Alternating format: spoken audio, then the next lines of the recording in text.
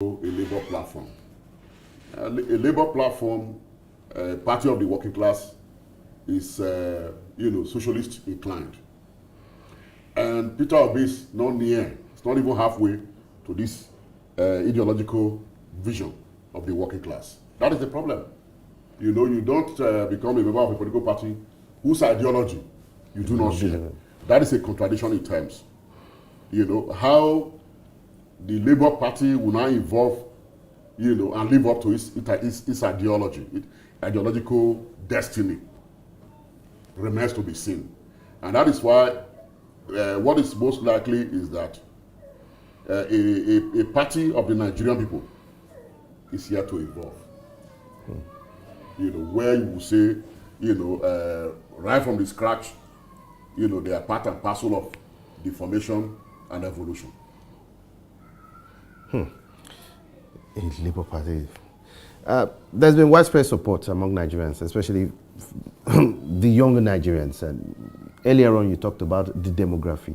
And we've seen a consciousness among this young demography with regards to this viable to adoption. So we've seen them massively influenced the social media across all platforms on social media. They thrown away their weight behind the Labour Party candidate. What impact will this have? I think the point to make is that there's a huge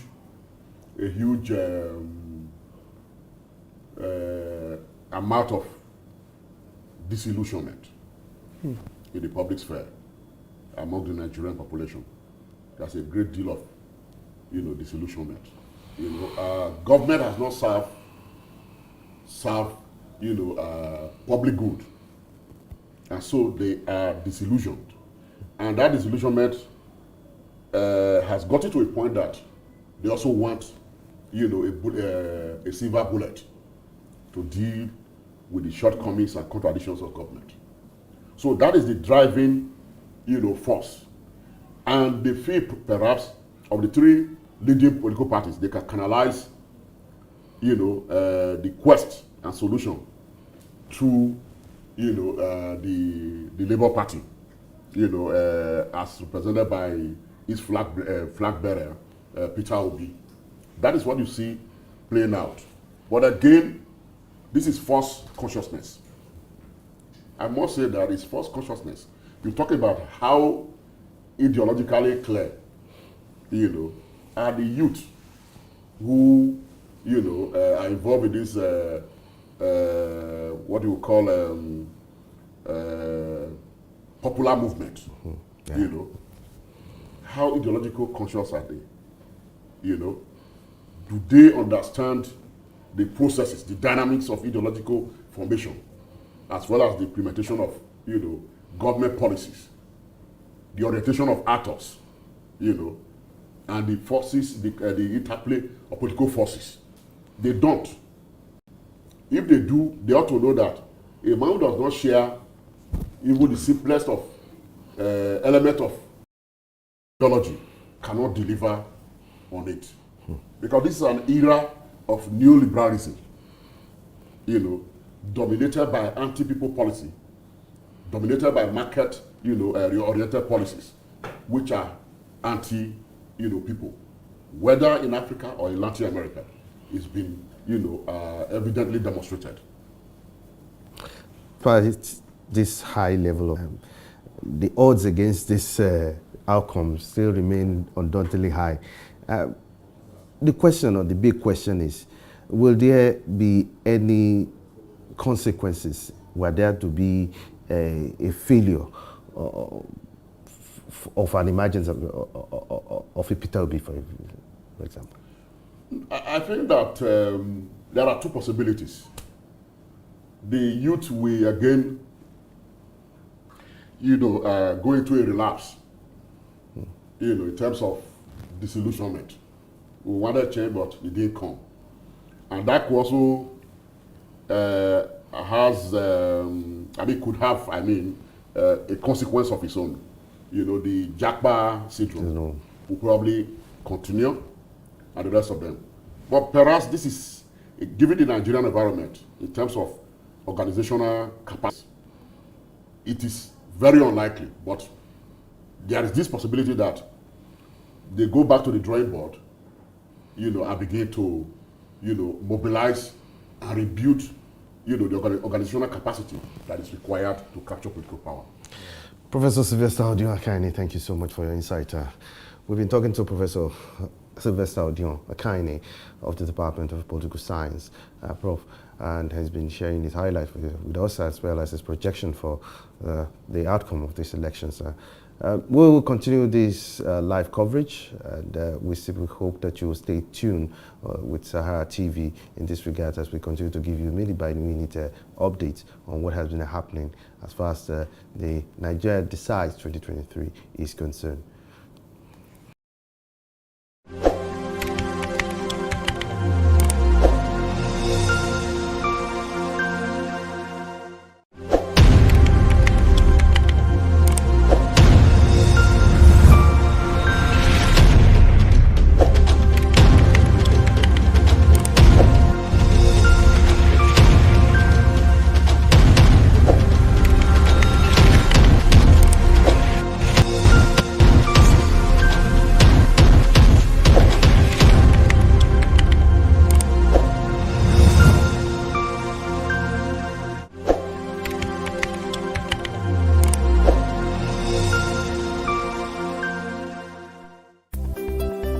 Yes, thank you for having me. I am Olanrewaju Suraju, the chairman of Human and Environmental Development Agenda, a civil society non-profit organization incorporated in Nigeria and headquartered in Lagos, Nigeria, and also the chairman of the Civil Society Network Against Corruption, a network of over 150 non-governmental organizations, individuals, researchers, and also investigative journalists are working on anti-corruption, transparency, and accountability in governance in Nigeria.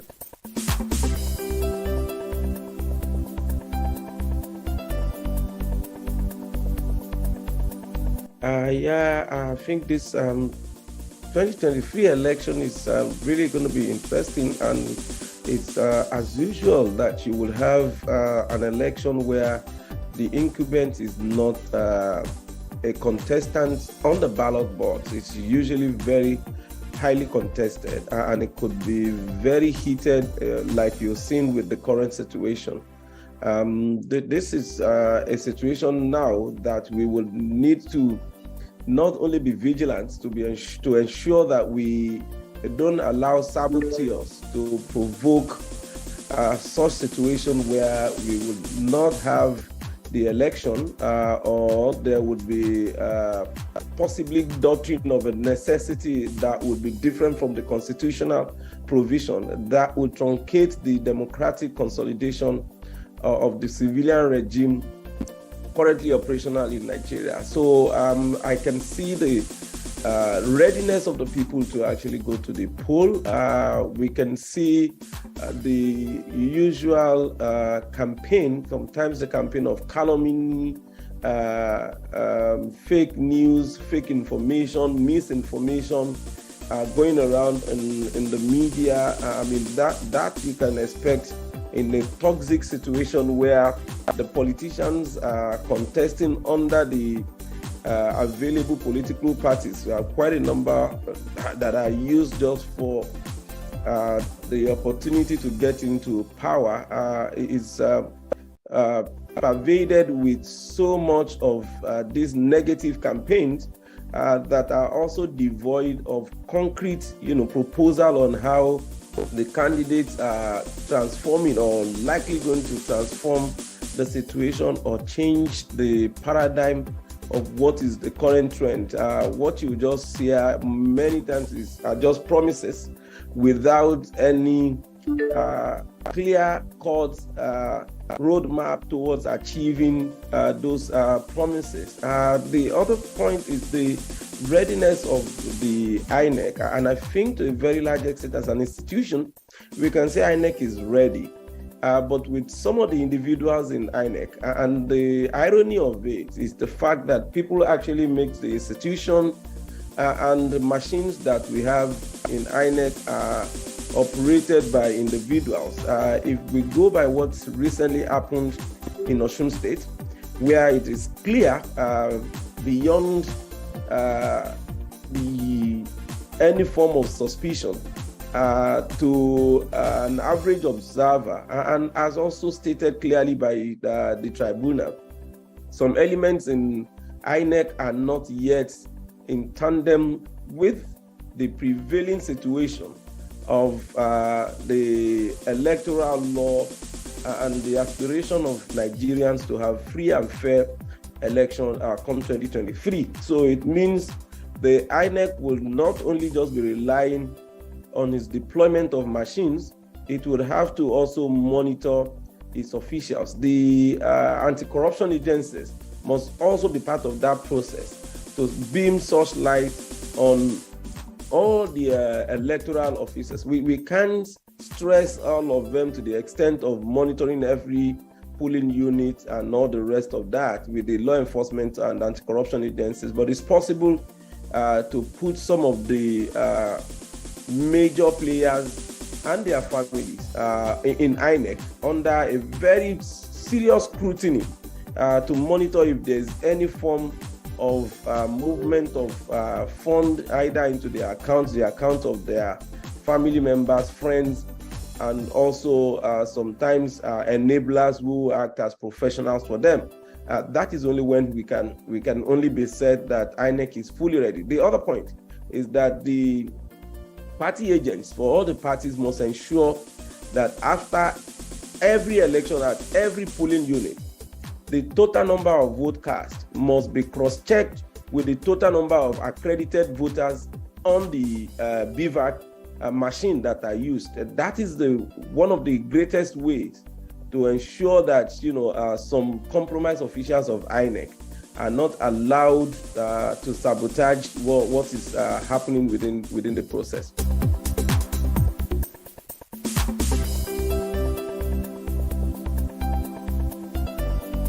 Yeah, I totally believe that we're lacking, grossly lacking in credible candidates, particularly when you look at the topmost leading political parties.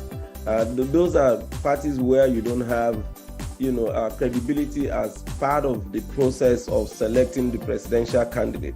If credibility is going to be used, Peter Obi would not be the presidential candidate for Labour Party, because Peter Obi does not have any credible background that would align his antecedents with the philosophy of the Labour Party or even the manifesto of the Labour Party. So he lacks the integrity to fly the ticket of the Labour Party. And the same thing goes to the ones that you have both in APC, the one that you have in PDP, the one that you have also in NNPP. Those are the four political parties. If you look at what they've actually been involved with, in terms of the MPP person who has moved from APC to PDP and then now to MPP, I mean, where do you want to derive such credibility from other than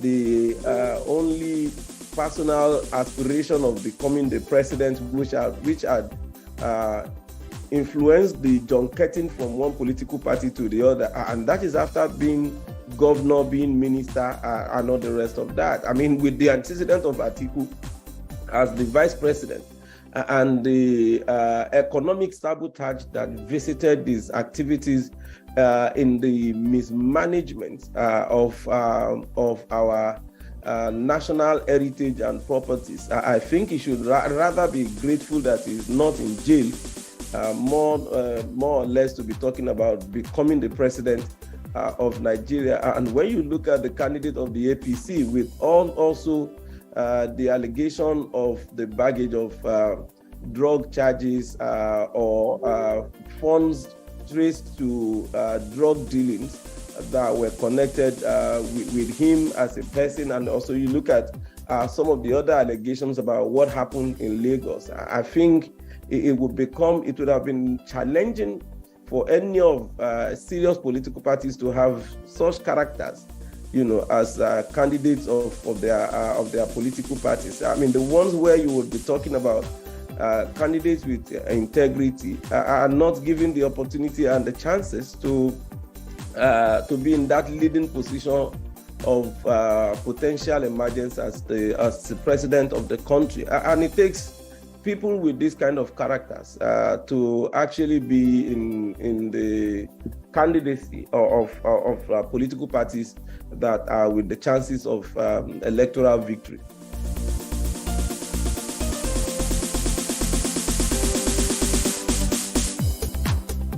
I see the increased number of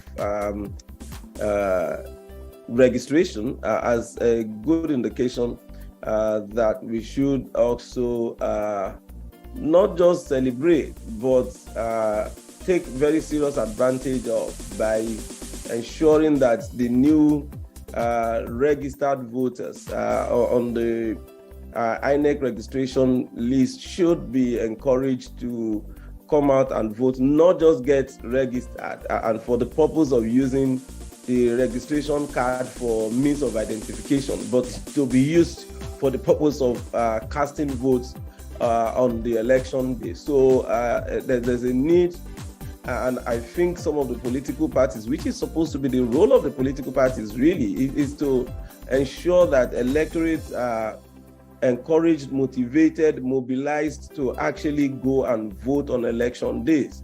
Gone are those days when people are intimidated at the polling unit or polling stations and prevented from, performing and discharging their civic responsibilities. So it would be good to see how people will really turn out and come out to vote on that day. I'm not really seeing both the fuel scarcity and the cash crunch as any form of serious deterrent for people to vote. It should actually be the motivation for people to go out and cast their vote, either to vote out people that they dislike or to vote in people that they like. So it is important, if this is happening to them, they should take the advantage of when the hunger is still very hot, to take a very serious decision that they have the power to change the trend and also to change,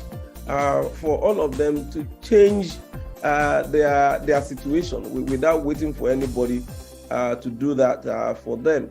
I think the voter inducement situation is really going to suffer a huge effective blow under this current situation, with the level of mobilization that is going around in terms of the campaign against the vote buying stuff, with the amount of involvement of the anti-corruption agencies and law enforcement agencies. You are likely to also witness some significant reduction in that trend. And I also would want to believe, and now that also there's the cash crunch, I wish some of us was really a good indication for which it will be extremely difficult for the traditional vote buyers to have, the liquid cash to throw around.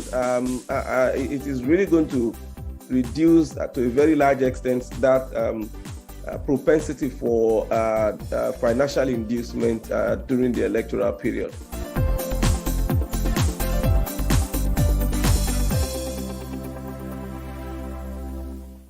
Yeah, I see the very low potentials for violence.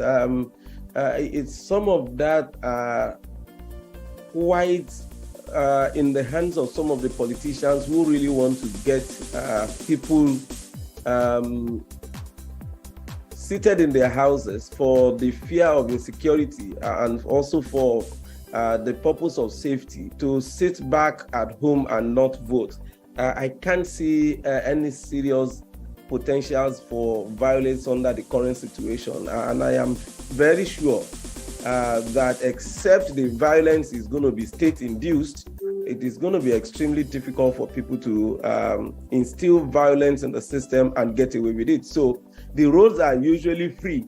So for people who would perpetrate perpetuate some of those violent activities or disruption, it should be extremely very easy for them to be apprehended by the law enforcement agencies. So where that will happen and the perpetrators will get away with it, it is not the criminals who will perpetrate this level of violence that are to be held responsible, but rather the government of the states where it is happening, and also somehow the federal government where it happens in Abuja and the rest of that. But where you have any form of violence within the election, it can only be induced by the states or by the collaboration with the states. So people should be sure that it is a civic duty, and we should not in any way be intimidated from discharging that civic responsibility.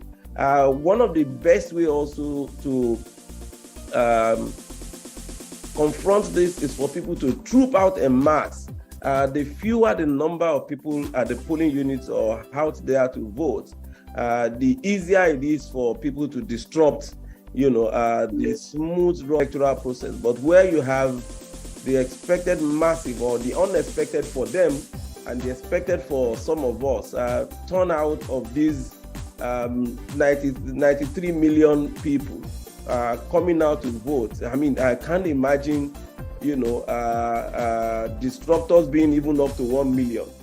So that would mean that we have an overwhelming majority out there that can, in any way, easily subdue any attempt by some miscreants to disrupt the electoral process. So the massive turnout of people and also the consciousness of the people for those that could be spotted around them who doesn't belong to either their community or their strange faces, and the ability to spot them early enough for adequate mobilization of the citizens to repel any attempts to disrupt, and where they have the opportunity also call the security officials to assist. That would go a very long way in dealing with the threats of any form of disruption.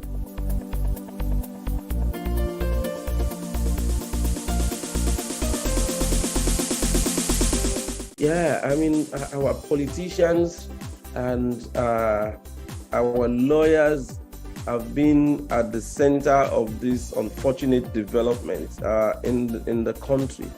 It is rather unfortunate that people who, for whatever it is, know it deep down in their hearts that they're not entitled to some of the developments or even political gains and the rest of that, would want to rush to the court, and you would find lawyers also who will not only encourage them in this, but will go there to fabricate all manners of stories and look for every technicalities that can be used for the miscarriage of justice or undeserved victory for people who are there, who are getting what. And that was what you saw, not just in Bayelsa and the rest of them, but what you've just seen in the case of the former minister of Niger Delta, Godswill Akpabio, and the current Senate President, Lawan, where the Supreme Court actually gave them the tickets for elections in which they never participated.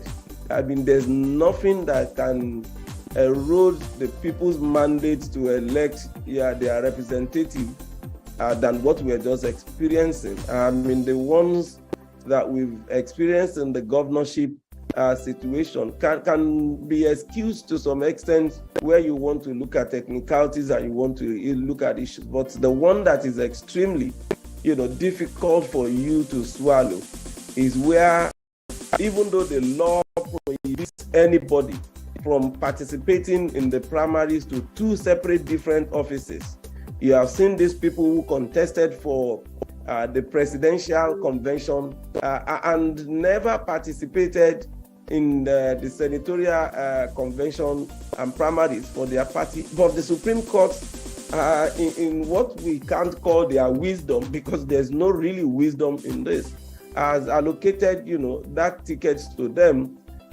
without any form of justification in the minds of the ordinary man on the street. And that is why it is said that justice must not only be done, but must be seen to have been done.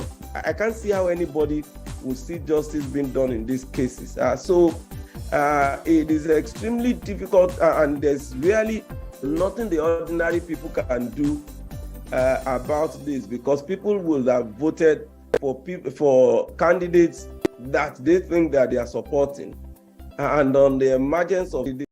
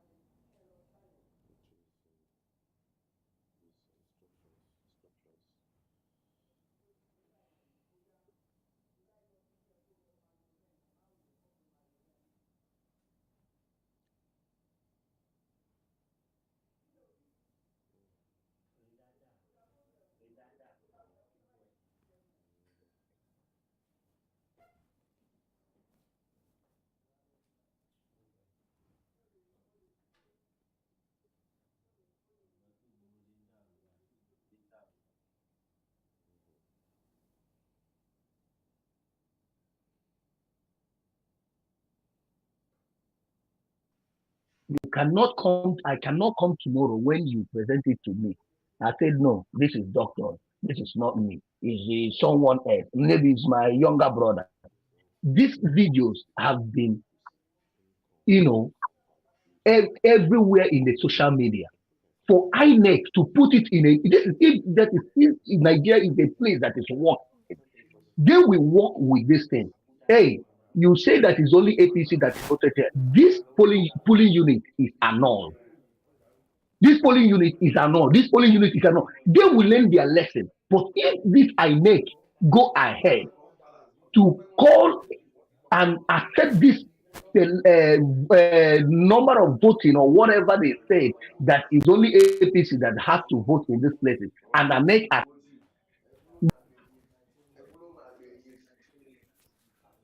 meaning that they have not done fair enough to Nigerians. I will have to say something now to you. I'm not like accusing anyone, but I'm trying to say I listen to something, because sometimes we always want to play, what do you call it, to be politically, right and all that. Try to swap words and to be, lenient and to be all these things is nice, but there come a time that we have to be plain and be truthful to some certain things. This is what the legacy we can leave to our children. Because if we start living this kind of life because of this, because of that, it will not all go well for us. Atiku and Okowa, I listened to these people and one other person that is a politician in the north, seeing the way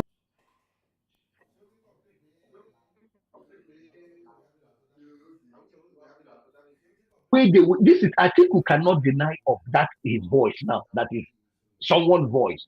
Okowa cannot deny of that his words, and that is someone else. Why I'm not surprised? There was someone that came here.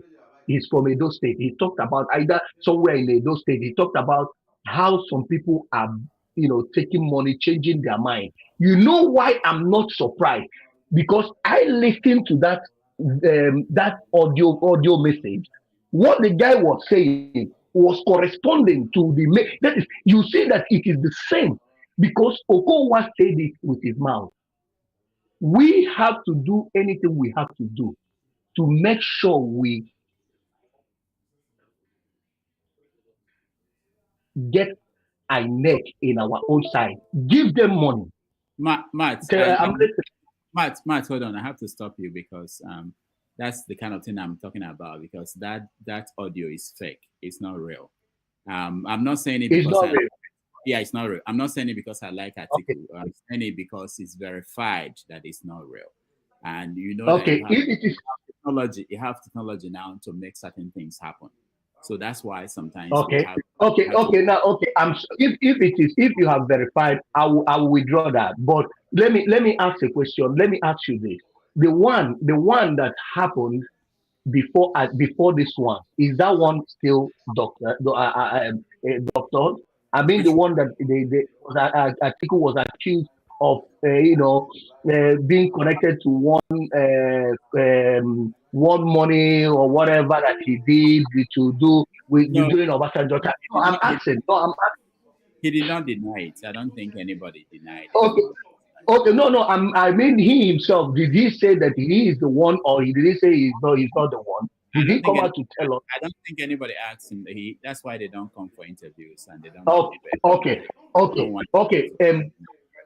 Okay, but Dr. Dana, in a nutshell, what I'm trying to say is this: please, if these videos that we are gathering, please, you have to do us a favor. If you can be sending it to INEC, the one you verify, see that is true. Like in Lube, Abuja, they are there chanting, saying, "We must vote." Is that one doctored? Is not the voice of people? Is it the voice? I don't know. All these things, they make people they shut people up when you talk. They say it's doctored. We don't even know. They want to confuse us even when things are real. In Lube, Abuja, people are chanting. We are live here now. They just carry our police units here. They carry everything now. Everything. We are here. They smashed it. We are in Aguda, local Aguda, They should cancel it, please. They should not pronounce it. Look at my parents are dead. They have not voted. You don't know how they take this in my heart. I have put in a lot for me. For me to come here. I'm agitated because this thing is not what I'm expecting. I'm expecting it's not what I'm expecting from INEC chairman to be coming here being talking what is saying, whatever you feel that you're saying. People's life is at stake. Look at somebody that they say they killed now in Niger State or whatever that they killed.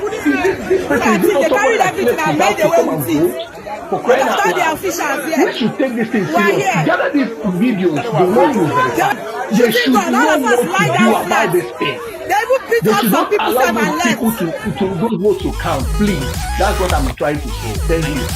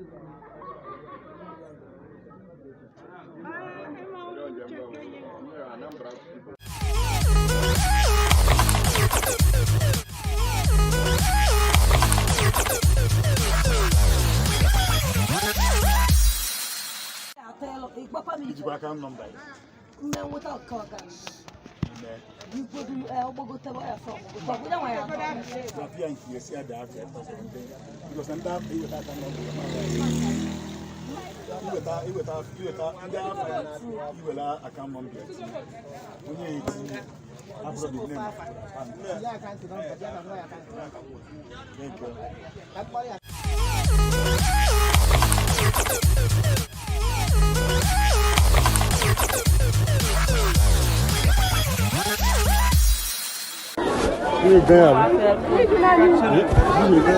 they do not show it opportunity.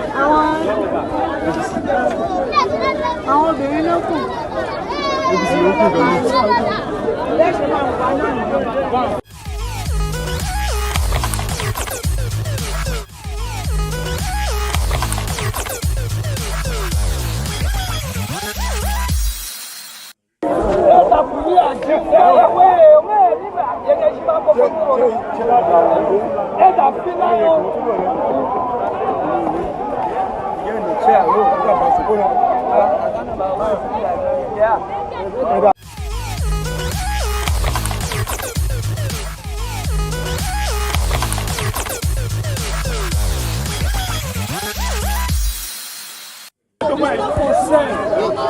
If I give you 5,000 before you vote for me, then you sold your. You don't concern me. Why you no concern me? If you there, they are PDP, they enter APC, APC, they enter PDP.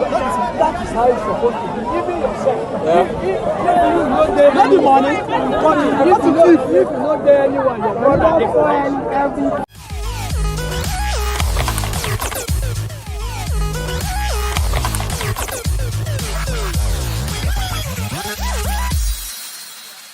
We are live here now. They just carried all our police units here. They carried everything and we left here. Everything. We are here. They smashed it. We are in Tulare, Aguda, local government, Aguda, Atakiele. They carried it. Atakiele. Don't carry everything. Atakiele. We are Atakiele. They carried everything right now. Everything. They carried everything and went out. They came with Korokwe and this. They carried everything. Look at it. And put some inside this thing, inside the gutter. You can see. Carry the units, carry everything. You can see here. We are Atakiele, Ataguda. Atakiele. They carried everything. Look at it. Look at it. Look at it. Look at it. They carried everything and made away with it. Look at all the officials here. We are here. They were just shooting gun. All of us lie down flat. They even beat up some people and left.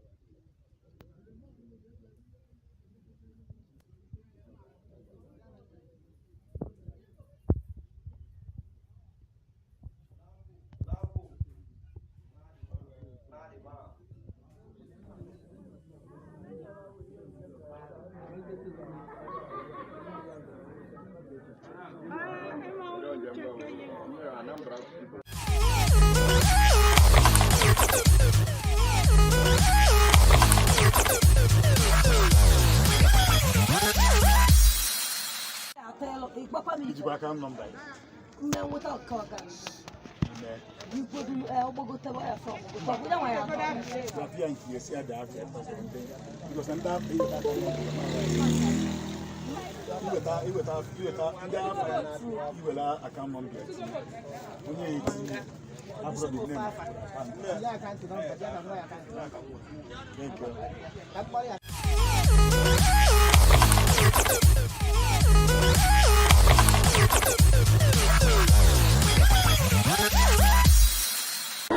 If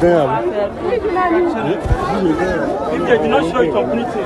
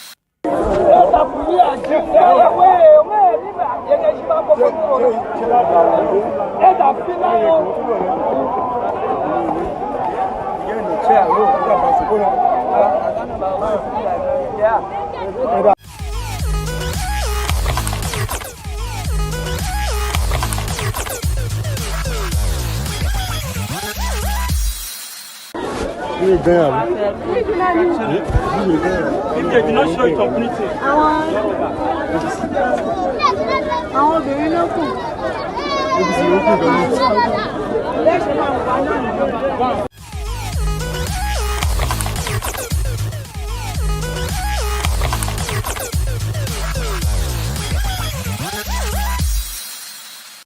We are live here now.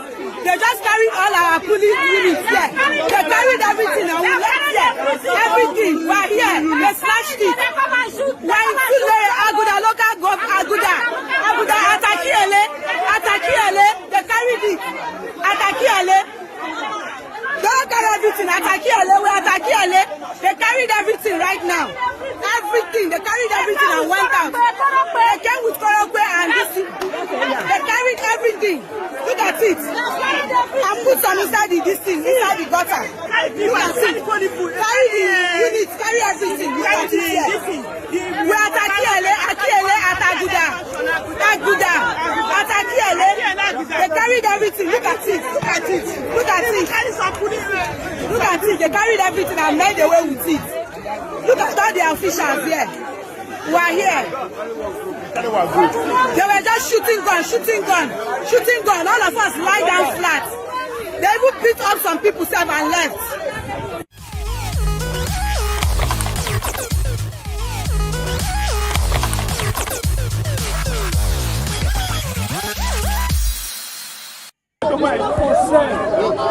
If I give you 5,000 before you vote for me, then you sold your. You don't concern me. Why you don't concern me? If there, they PDP, they enter APC, they enter PDP. That is how it's supposed to be. Even yourself. Not the money. I want to know if you not there anyone, your brother,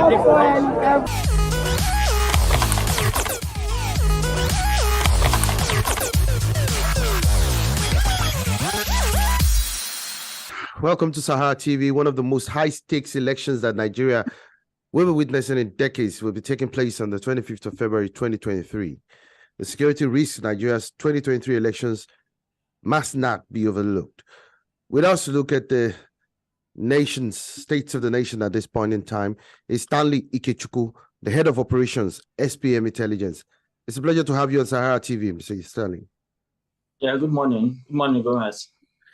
We are hearing various reports of unrest, protest, and crisis in some parts of the country at the moment due to the Naira redesign policy.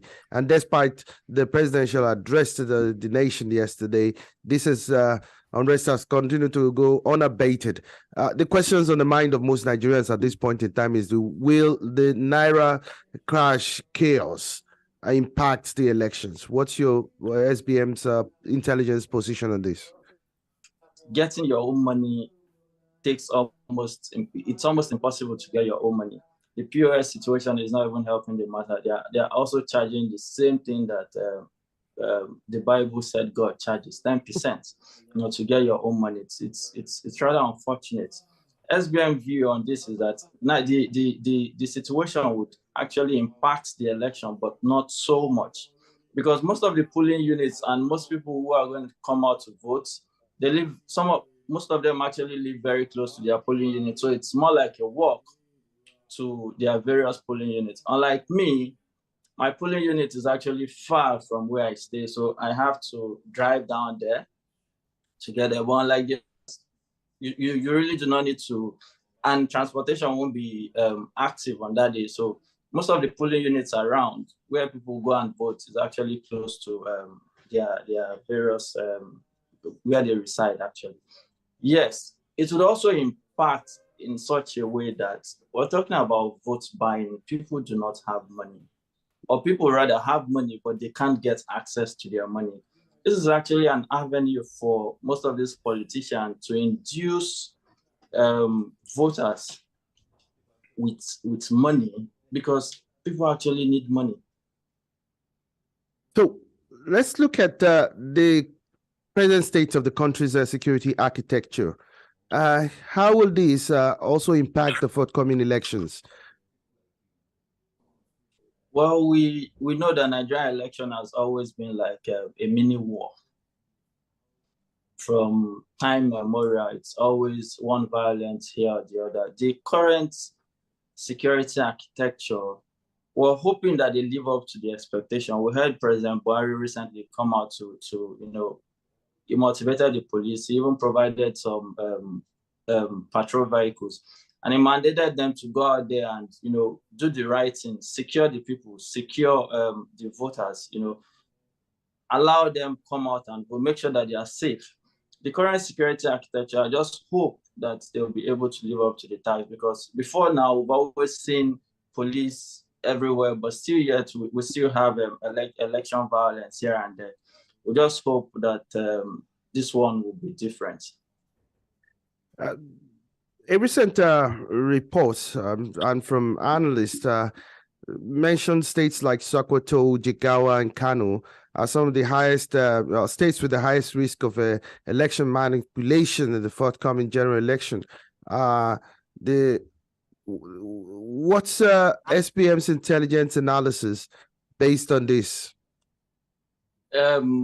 So most of the states you mentioned are states in the Northeast, and the major issue we'll have in those in Northeast states are actually banditry.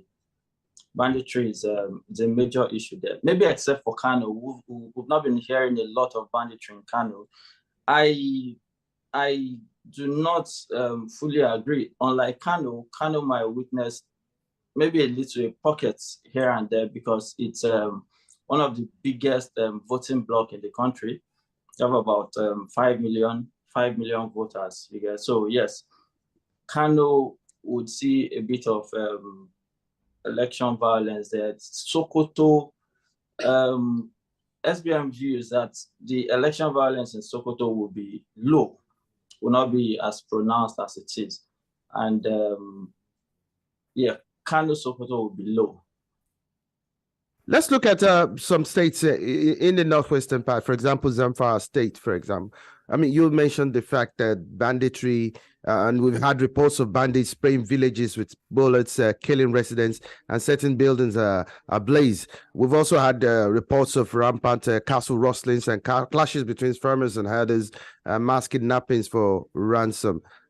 These are said to be among the litany of challenges that will be confronting electoral officer tasked with organizing voting in those axes. What should be done by the federal government to mitigate against those crises and to ensure that elections are actually conducted in those places? Well, it's unfortunate that we're talking about securing Zamfara at this moment. This is what we should have done long before now. Zamfara is a hotbed. The Zamfara actually has the highest level of banditry in the country. So I don't know what the federal government wants to do at this moment to ramp up the whole situation, but Zamfara is security high when it comes to the general election. We would see a lot of electoral violence in Zamfara. Again, we can actually connect these things to say that they are election violence, because when these bandits go out and attack, even not for the purpose of the election, but it happens on election day, you can also connect it to the electoral violence. So Zamfara is an unfortunate case. The security situation there is on high alert. I know SBM has done, SBM Intelligence have done a lot of analysis on the major stakeholders in the elections. like INEC, the politicians, the front runners, as well as the security personnel. Let's look at the INEC's readiness and preparedness. From SBM intelligence perspective, is INEC ready and prepared to conduct a free, fair, and credible polls? Yes. From most of our poll, it shows that people are willing to come out to vote, and INEC has reinstated, that they would conduct a free election. Even if we look at it towards the build-up of the electoral reforms, it shows that INEC is in gear to actually give us free, fair election. With the introduction of BVAS, it's been tested in, it's been tested in Anambra. We saw it play out in Ondo and Ekiti. And these 3 states that the election had happened, it was free, it was fair. We didn't witness a lot of electoral violence. And the machines, the BVAS actually delivered on the quest. So yes, I think INEC is ready and prepared to give us a very free and a level playing ground for the forthcoming election. SBM Intelligence has also done an analysis on the front runners and the contenders, major contenders in the elections. I mean, we have the likes of Bola Ahmed Tinubu of the ruling APC and Atiku Abubakar of PDP. What name that has come up at this point in time is Peter Obi of the Labour Party, which is being considered as a viable force, third force to be reckoned with. If I may ask, well, how viable is the third force, and will it be a force to be reckoned with in the forthcoming election based on SBM Intelligence analysis? Yes, Peter Obi is already a force to be reckoned with. To be reckoned with, yes, it is. So at the moment, we've looked at the third force. We've looked at his base, and we've looked at the areas where we think he's going to win. He's going to win everywhere in the Southeast. That's a given. He's also going to win from our reports, from the research that we conducted.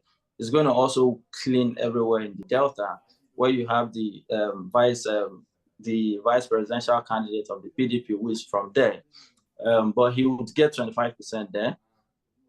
Down to Edo, it's clear he's going to win Edo. He would also win in Kaduna. He would get his fair 25% share there. In Kano, Kano will be split actually across the 4 political parties: the APC, the PDP, the NNPP, and Labour will also get a cut in it because it's a massive number that they would all share that part of Kano. For the APC is going to win, of course, most of, if not all, the southwest states. Of course, the APC is going to take Lagos, Ogun, Ibadan. The APC is also going to take Ekiti. Osun, yes. Ondo, I think that will be for PDP. And if we go down to the North Central, Labour is actually high in Kano. Labour is doing very well in Benue. Yeah, but that doesn't mean that the other political parties are on fair share, 25. The PDP is actually going to sweep almost all the northeastern states. It's also going to get a major chunk in the northwest. So that is what our survey is actually saying. But to say who would win at the moment is too close to call. So based on this analysis, are we saying that the elections might eventually end up to be inconclusive? A runoff rather than inconclusive. A runoff. All right. Let's go a bit back to the issues that is on the front burner of the country at the moment, and that has to do with still this petroleum scarcity and the design of the Naira currency. There seems to be a cold war between Tinubu and the President Buhari. Your organization, SBM, actually investigated the the allegations, Bola Ahmed Tinubu's allegations, saying that the long-running petrol scarcity as well as the redesign of the Naira currencies are attempted to throttle his chances of winning. What did you come out from this interrogation of?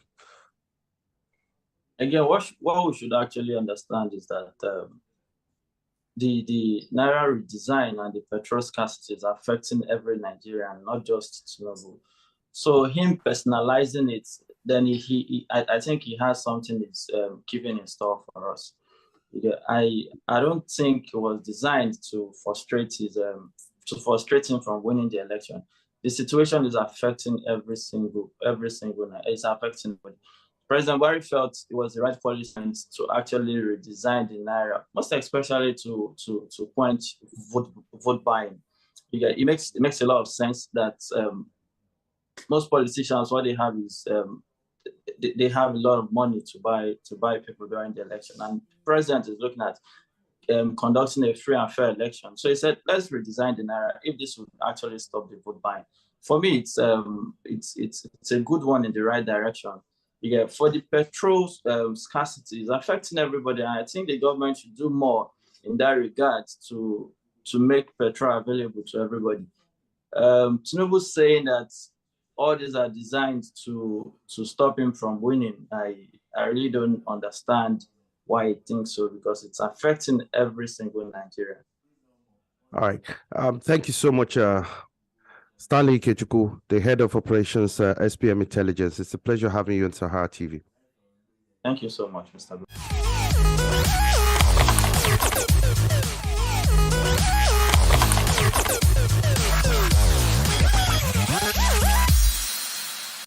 It's barely 4 days to Nigeria's presidential elections, and with us to look at the political, economic, and other issues, socio-cultural issues that has to do with the election, is Dr. Chidozie Alex Ogbonnaya. That's the National Public Service Secretary of the Apex Igbo Socio-Cultural Organization, Ohanaeze Ndigbo.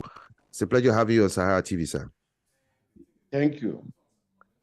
Doctor, let me first start by asking, from Ohanaeze's perspective, Ohanaeze Ndigbo's perspective, how will you assess the APC government in the past 8 years, so to speak?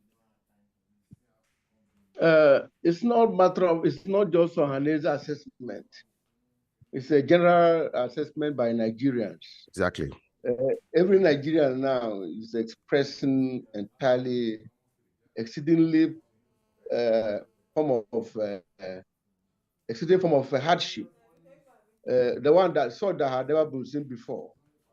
And when we talk about APC, people should always know that what we call APC today is like a group of people who have migrated from PDP and so on and so forth. It's a kind of political class that remained in charge of this affairs of government for years now. It's true they are called APC, but I can tell you a lot of people from Enugu State, Igbo land that migrated from PDP to APC. We now rather prefer to call them a political class that have been there for about 20 years. But evidently, it is the policy and programs of APC that have been on board for a long time now. So I agree with this APC, but I want you to understand that this is an oppressive political class that have been there for years. Sometimes they go with different names. But going back to your question, every Nigerian is feeling so bad about what is happening today in this country. And if allowed to continue, it means the future is doomed. There's been various reactions to the cash crunch and fuel scarcity and other socioeconomic problems confronting the nation in recent time. What has been the stand of Ohanaeze Ndigbo, especially with regards to this cashless redesign policy or cashless policy of this government? Yeah, the problem with this country is sometimes it comes with good policies, but the implementation becomes a problem. Evidently, the policy is okay, but it is implementation that's a problem. That's why you can see some banks being bought and things like that. And people have having problem getting money. That is to say, on the other hand, they are not able to print as much money as they are to meet the demand of the general public.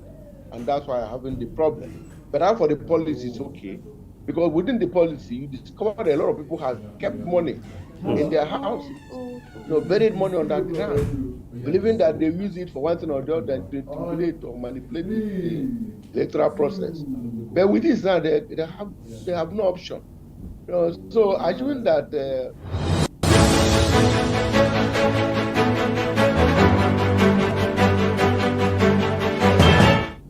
Thank you so much for joining us. It's top of the hour news again. Electoral body INEC blames security logistic issues for delays in general election. The Independent National Electoral Commission has given reasons why the opening of polling units was delayed by election officials on Saturday as Nigerians choose their next president. The chairman of the electoral body, Professor Mahmood Yakubu, blamed insecurity and logistic issues for the delay in many parts of the country. 194 million naira, new notes allegedly kept for vote buying, recovered in Kaduna. Nigeria's anti-graft agency, EFCC, has recovered a cumulative balance of 194 million naira, allegedly kept for vote buying. The money was recovered from APC presidential agents on Saturday when EFCC officials raided White the Castle Hotel in Kaduna. Nigerian army arrests armed political thugs allegedly working for Kogi Governor Bello. Operatives of the Nigerian army have arrested no fewer than 8 political thugs in Kogi State. The suspects were allegedly sent by Governor Yahaya Bello of the ruling All Progressive Congress to disrupt voting in Kogi Central Senatorial District. EFCC intercepts woman with 18 voters' cards in Kaduna. Operative of the Economic and Financial Crime Commission, EFCC, in the early hours of today, being February 25th, 2023, intercepted a woman with 18 voters' cards in a sting operation in the Badawa area of Kaduna State, which is the northwest part of Nigeria. And that's all we have for you as of now. Please join us again as we bring you more news as they unfold in Nigeria. We'll be right back right after this short break.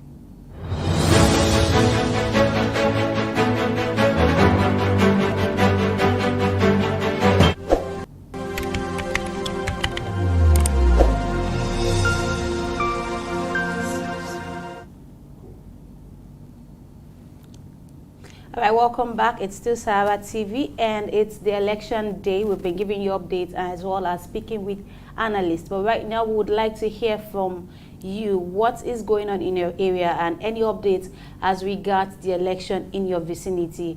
All right, so please do call us and let's hear from you. A lot has been going on in various parts of the country, Lagos, Kaduna, so many has been going on as reports has been reaching us, talks, rampaging everywhere, and we are hoping that you have something to tell us. Please do call in to the program and let us know what is happening in your area. All right, please call in. The number to call is right on the screen. Yes, please make sure to call us and let us know what's going on in your area, as well as your thoughts on the election. We have 3 main giants on the platform. If you want to say 4, we have the APC, we have the PDP, we have the LP, we have Showore as well. Let's know your thoughts as regards this candidates vying for the presidential election. And do not forget, we also have the National Assembly election going on at the moment as well. There's been reports reaching us that a lot of INEC officials got late to their various polling stations. But then, how is it going at the moment? Have you been able to vote as an individual? Have you been able to cast your vote, which is your civic right? It's the 25th of February, and we all have been looking forward to this day. Please do call the number on your screen and let us know what your thoughts are at the moment. A lot of people are really not happy. A lot of complaints, people tweeting, people, showing off their rage has been disenfranchised. Some people have even been able to cast their vote, but thugs have gone to various places to scatter ballot boxes. There has even been, I mean, reports that BVAS machines have been stolen. All right, so let's hear from you. What's going on in your locality? The INEC chairman has spoken earlier on, giving us, reasons to why certain things have been happening, and also likely solutions they've been able to come up with despite the shortcomings and all of those. But yet, what do you think as an individual? Have you been able to cast your vote? And if not, what's going on in your area? The number to call is right on the screen. Would like to hear from you. It's Ara TV, and right here is the Election Day program. I'll go for a short break. I will await your call. Remember, the number is shown right on your screen. We are live here now. They just carry all our police units here. They carried everything. Everything. We are here. They slashed it. We are in Tulare, Aguda, local gov, Aguda, Atakiele. They carried it. Atakiele. Don't carry everything. Atakiele. We are Atakiele. They carried everything right now. Everything. They carried everything and went out. They came with Korokwe and this. They carried everything. Look at it. And put some inside this thing, inside the gutter. Look at it. You need to carry everything. Look at it here. We are Atakiele, Ataguda, Atakiele. They carried everything. Look at it. Look at it. Look at it. Look at it. They carried everything and made away with it. Look at all the officials here. We are here. They were just shooting gun. All of us lie down flat. They even beat up some people and left.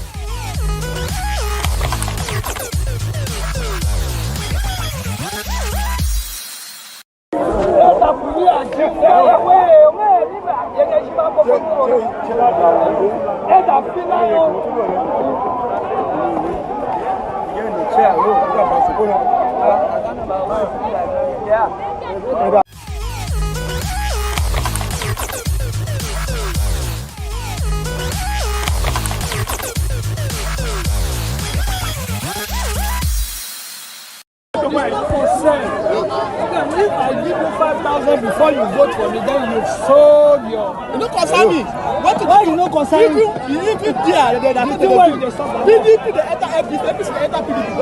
That is how it's supposed to be. Even yourself. Not the money. If you not there, anyone, your brother, every.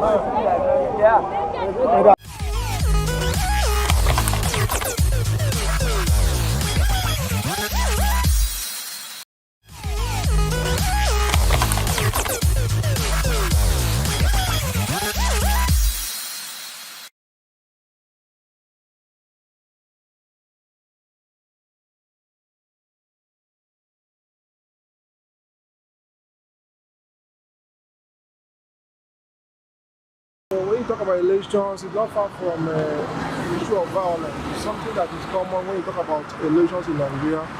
But with the kind of awareness that the youths are displaying now, I believe that there may not be violence, or if there may be anything like that, it might just be a pocket of it. It's no longer going to be business as usual. So to me, it's going to be a free and fair elections, and the candidates are out there, and without mentioning who we all know who satisfies our conscience, and we are going to do that. Just going to be a case of go in there and go to your conscience and go. So I also see the effect of social media on all this. Whatever that you are doing, they are without camera facing you, and you don't know that your children could grow up to see it. So that being the case, I believe that with the level of maturity that we are exhibiting now, that may not be violent. Anyway, I don't think so.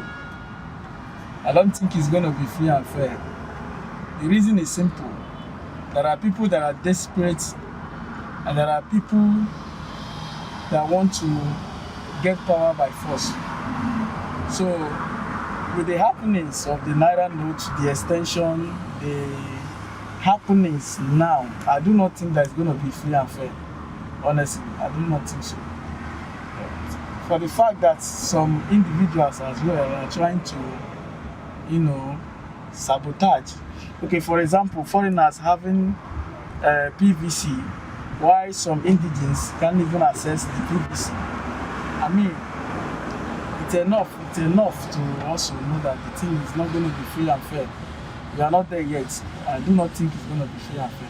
Yeah, of course, the election is going to be free and fair election. There'll be no, they're not going to rig it, you understand? It's just going to be free and fair. There'll be no rig, understand? And to me, sure, it's going to be free, but due to our guys, especially at this Lagos, we have a lot of backbone from here. So if they bring security, then that should be free and fair election. But if there's no security, I think there's a crisis on that day. So if Nigerian police can scale people on that day, then that's going to be a free and fair election. Yes, it's very fair. Okay.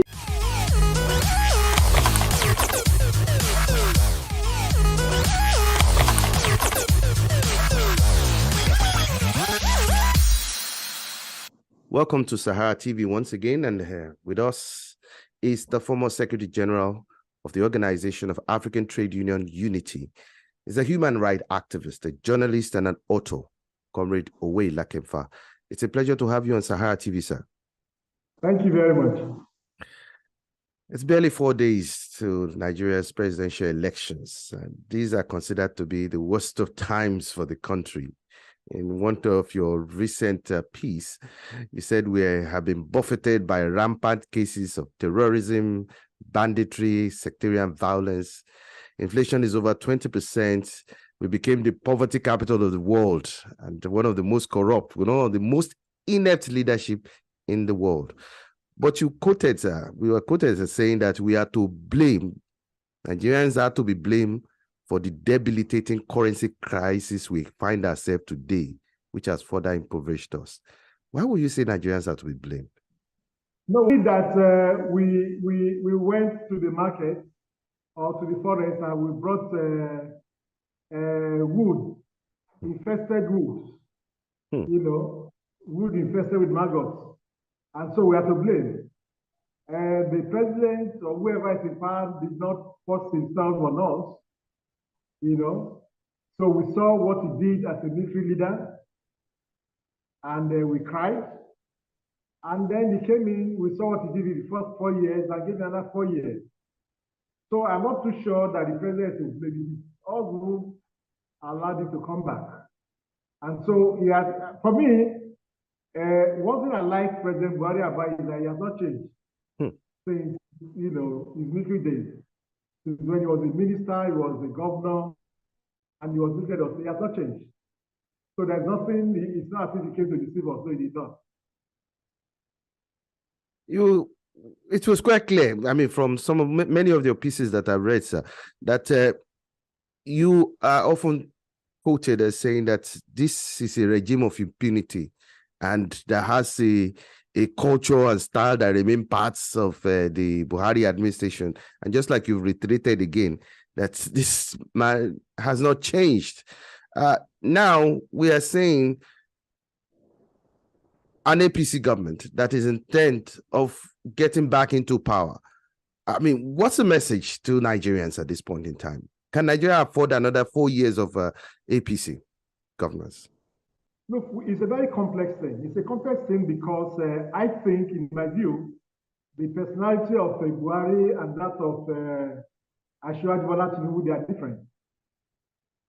I'll look more, and when you look at their programs, I'm not too sure they are radically different in terms of, you know, the cancellation of ideas they try to portray. And so it's down to looking at the individuals and what they represent. So it's not so much, in my view, as whether, you know, it's APC or PDP. It's not really that. Because if you to look at that, it's very difficult to differentiate between the PDP, in my view, and the APC. In any case, their leaders and their leaders are, you know, they've been to all sorts of organizations. Part of the leadership of PDP came from, the candidates came from. So the issue is not, for me, about the party. You know, parties are vehicles for electoral victory. I mean, electoral contest in Nigeria. They are not vehicles for impacting the society or development. They are not. They are merely electoral platforms. So the electoral platform of the APC or that of the PDP, they are not fundamentally different. So it's down to looking at the individuals and what they've done in the past and what they can do for Nigeria. And I think that's the issue. Now, still talking about the party, I mean, individual, you said that none of the current leading presidential candidates is suffering from the neo-military complex, which Buhari was said to have. What must we do to ensure, what must Nigerians do to ensure that this impunity, so to say, or this affliction does not arise a third time? Well, one of the part of the problem that we have as Nigerians is that we have not realized that we are sovereignty, that sovereignty belongs to us, and our power must flow from us. If we do realize that, then we can call anybody to order. But you cannot have, you know, I mean, if you take a government like this, I recall, for instance, that far back December 2015, one of the religious preachers in Nigeria had been given bail. That's over 7 years, from 7 years ago, and he's still in detention. You know, so we as Nigerians can simply say, look, we are the power, and we should be able to call anybody to order. But you just find impunity everywhere, and that is why we also find ourselves in the crisis that we face today. Nobody can call anybody to order. There is, you know, there is lawlessness actually. You know, and that is why the president will make a pronouncement and the governor will counter him on a matter as serious as the currency of the country. There is some level of decency to, we're having some problems about lawlessness. In one of your recent pieces, you quoted and said that those who sold Nigerians the dummy that the former military dictator had reformed to be a Democrat are mainly those wailing today that they want to rescue the country from a stifling, it may be too late, unquote, sir. And I mean, I always have, love your play on words and your proverbs. You mentioned the proverb about the shape of if you want to shape the Iroko tree, you start doing so from the nursery stage, not when it becomes a mighty tree, which at that stage will have become wild. So is it too late in this instance for Bola Ahmed Tinubu, whom you allude to the fact that it's different from Buhari, to actually return this, change the fortunes of Nigeria at this point in time? Well, I think it's the options that we have. So if you have 2 or 3 options, you might have to just pick one. If you have 4 or 5 options, that's the dilemma we are faced with. In my own view, for instance, the Labour Party. Good. If you take the Labour Party that has made tremendous impact in this election, I'm not too sure how strong they are on ground in terms of the fact that I believe that elections will be free and fair and partially rigged. And because you see, you have a lot of ungoverned spaces in this country. Spaces, governed or run by bandits, by terrorists, by secessionists. Yet there are likely to be results coming from those places. For you to partake in that type of sharing of votes, you must be present in those places. You must have some presence. I'm not too sure the Labour Party has such strength. I'm not too sure. So that's part of the problem that I think we have. Now, talking about those who said Buhari was reformed, I think they made a fundamental error. And some of us tried to point this out from the beginning, far back 2014. It is not what somebody says he is, it is what he is. It is not what somebody announces that he is, but it's actually its actions. And I did not see any of that playing out in the case of the president. That's why I think the president has been consistent and predictable. Now, let's also look at the judiciary, the Supreme Court, as a matter of fact. You were quoted as saying that the Supreme Court has become a highly compromised institution where truth is hard to find, that justice is as scarce as a new currency. Really, that's quite serious. Some others have actually alluded to the fact that what we have now are judicial bandits in the Supreme Court. And one begins to wonder, are there any hope, if peradventure, that these elections becomes inconclusive? I do not think there are judicial bandits in the Supreme Court. I think we are people who otherwise should be upright. That's my view. However, a lot of for me, some of their decisions are, they are cause for concern. Some of their decisions that I have witnessed, I do not know how you can pick a man who came fourth in an election and appoint him governor of a state, and you want stability and development in that state. It's not possible. Now, I quoted, for instance, when the Supreme Court ruled on Amechi in 2007, I think, and they said, look, Amechi did not contest that election as a person, but the PDP did. So the issue is, who was the PDP candidate, because it's supposed to be party. And the Supreme Court said they are looking not at the technicality of the case, but at the justice of the case. Now that's very good. And that's what justice is about. Because when you go to court, you are looking for justice. You are not looking for who can speak the best grammar or quote the best quotation. And so that's the problem that you then have now with the Supreme Court going technical. Maybe technical and forgetting about justice. And so you find in the cases of Senators Akpabio and Lawal, good, they were presidential candidates when the primary held in their, in their parties. And that was also when you had the senatorial primary. And after they failed or could not get the ticket, then they came back later. And then you then make them the candidates of the party. That's not the justice of it also. And so you have parts of those kind of problems. And so I believe we should fight for Supreme Court because it is right to do so. It is our interest to do so. However, the Supreme Court must also fight for itself. And that is why some of us campaigned against the invasion of the homes of judges by the Buhari administration. And that's why some of us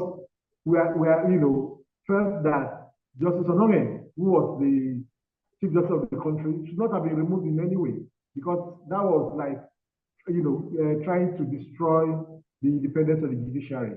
Unfortunately, he was removed, and somebody who was who I think was pro-regime came in, and he could do nothing, and that we forced down, so disgraced down. And so we have that problem still on now. So the Supreme Court will also need, while we fight for the Supreme Court, it should also try to become the Supreme Court of the country, of the people, and not of politicians or technicality. But considering the fact that the Supreme Court is the Supreme Court justices sit in public and their decisions are subject to public scrutiny. Is it not possible for the courts to, for some of their judgments to be criticized, especially in the case of these examples you've cited of the senatorial tickets that were given to Ahmed Lawan and Akpabio? Is there a remedy? Well, I'm not a lawyer, but I read about Lord Dennis, who said when a court sits in public, it's also on trial. Yeah. And so the Supreme Court judges, when they sit in the hallowed chamber, they're also on trial. And so whatever they do, once they make their pronouncement as Supreme Court judges, as people who can be, who can be infallible, they've lost the right to control public reaction to it. Yeah. So the Supreme Court can make its ruling, but we also as citizens can also make our opinions known. We can say, look, this thing you've done is not correct. You have to do something about it, or do something next time. So we need a Supreme Court that people, our children, or next generations can refer, to their cases. I recall, for instance, that when the Supreme Court took the controversial decision in 1979, talking about two-thirds, and they said it should not be cited. It didn't make much sense, And so I think what the Supreme Court makes is really that's all.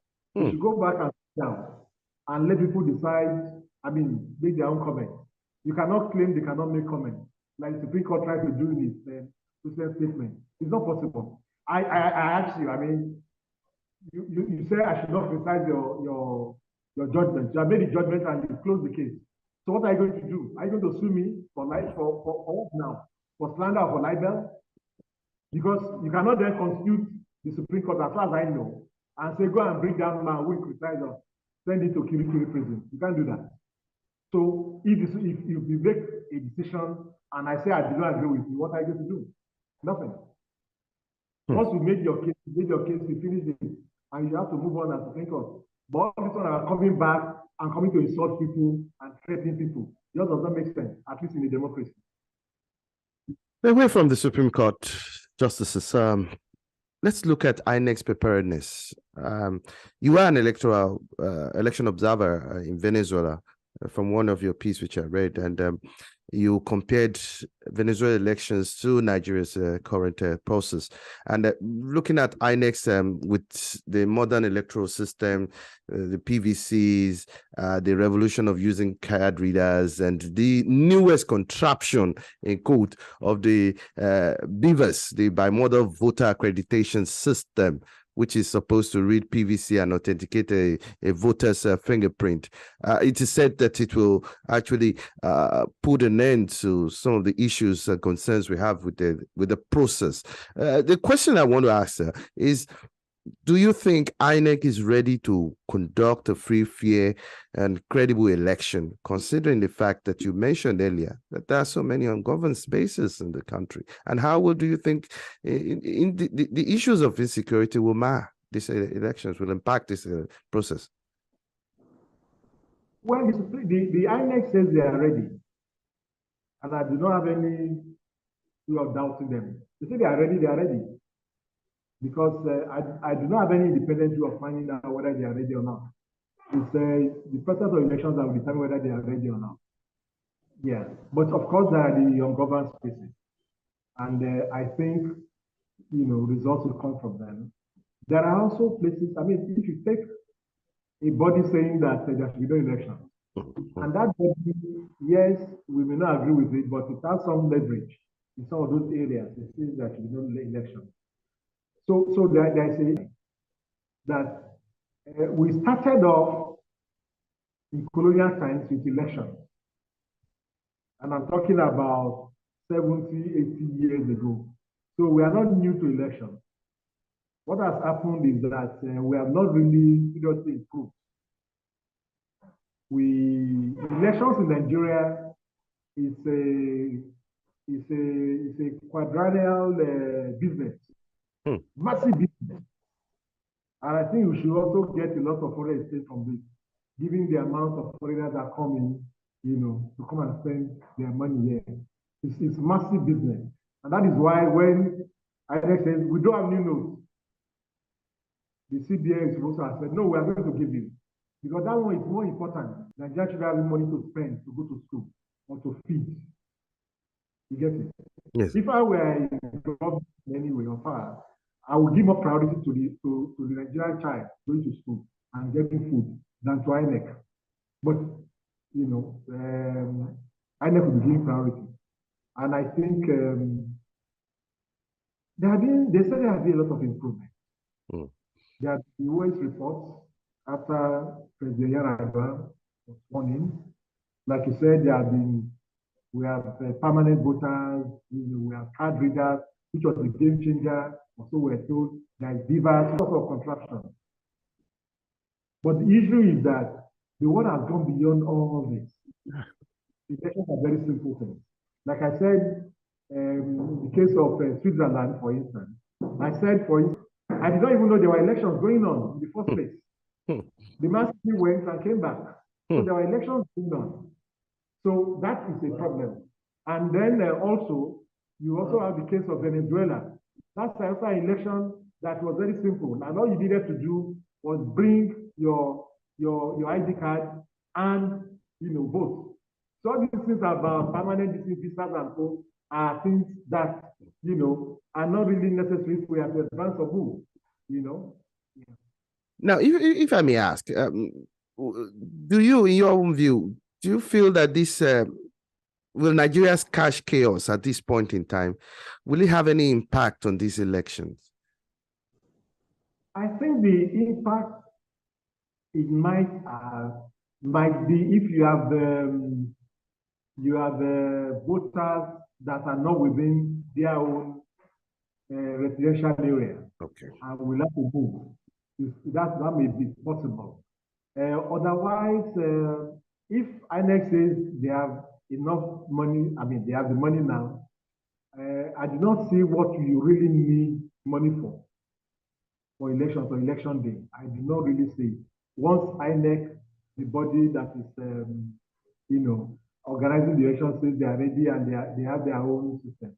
All you need to do as a Nigerian is simply go and vote. And if you are an electoral agent, to simply go and be part of the agent, the system. That's all. Let me put you on the spot, and I crave your indulgence. What's your assessment of the chances of the main contenders as far as this, and your projections as far as this February 25th election is concerned? What are their chances? I think the main contenders, advantages and disadvantages. The main contenders, I think so. Like I said, I think, for instance, Peter Obi has youth on his side. And I think some ideas that can propel people, although I'm not too sure about the calculator of his ideas now. You get it? Or, you can make any declaration. It depends on what you actually bring. So you can talk about production, and then come in and then there's no production. It's possible. Just like Buhari was talking about restructuring over 7 years, there's no restructuring. So it's possible. And, so Atiku also has his own advantages, I think. The same with Ashwaju, Bola Ahmed Tinubu.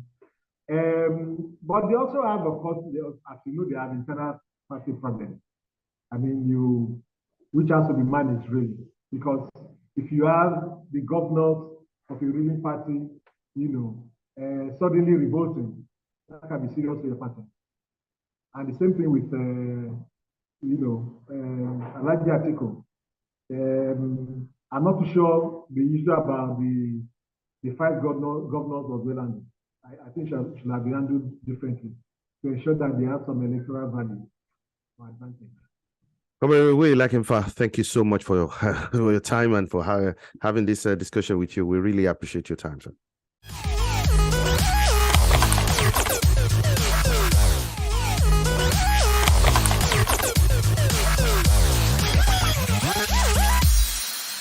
Nigerians are heading to the polls in a couple of days.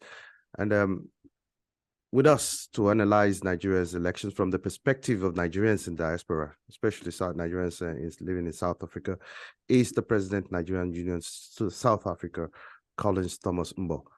Collins, it's a pleasure to have you on Sahara TV.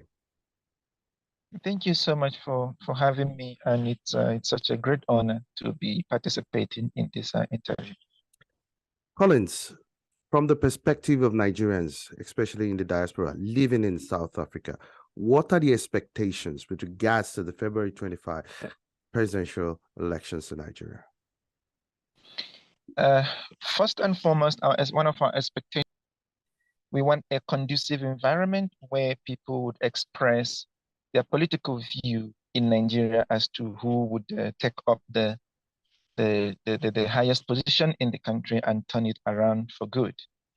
If you check, we have over 20 million Nigerians in the diaspora, which is actually up to almost a population of one of the countries in Africa. Yeah. So that's a huge a number of people, in the diaspora, and the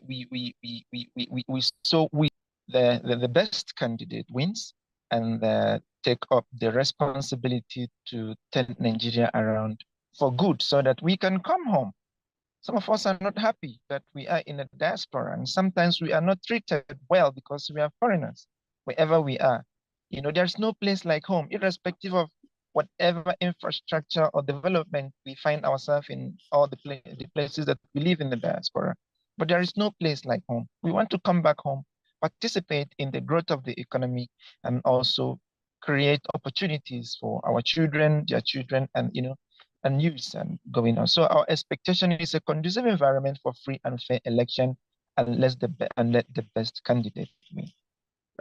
Earlier on, while we're having a discussion, I mean, you pointed the fact that this election is quite unique and different, considering the fact that you've experienced and witnessed elections in Nigeria. What makes it unique?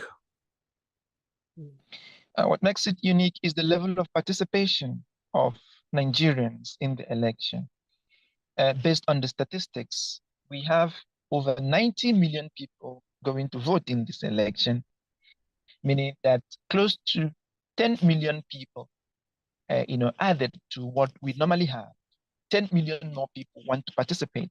That's massive. That is going to cause a political change in Nigeria. There's going to be a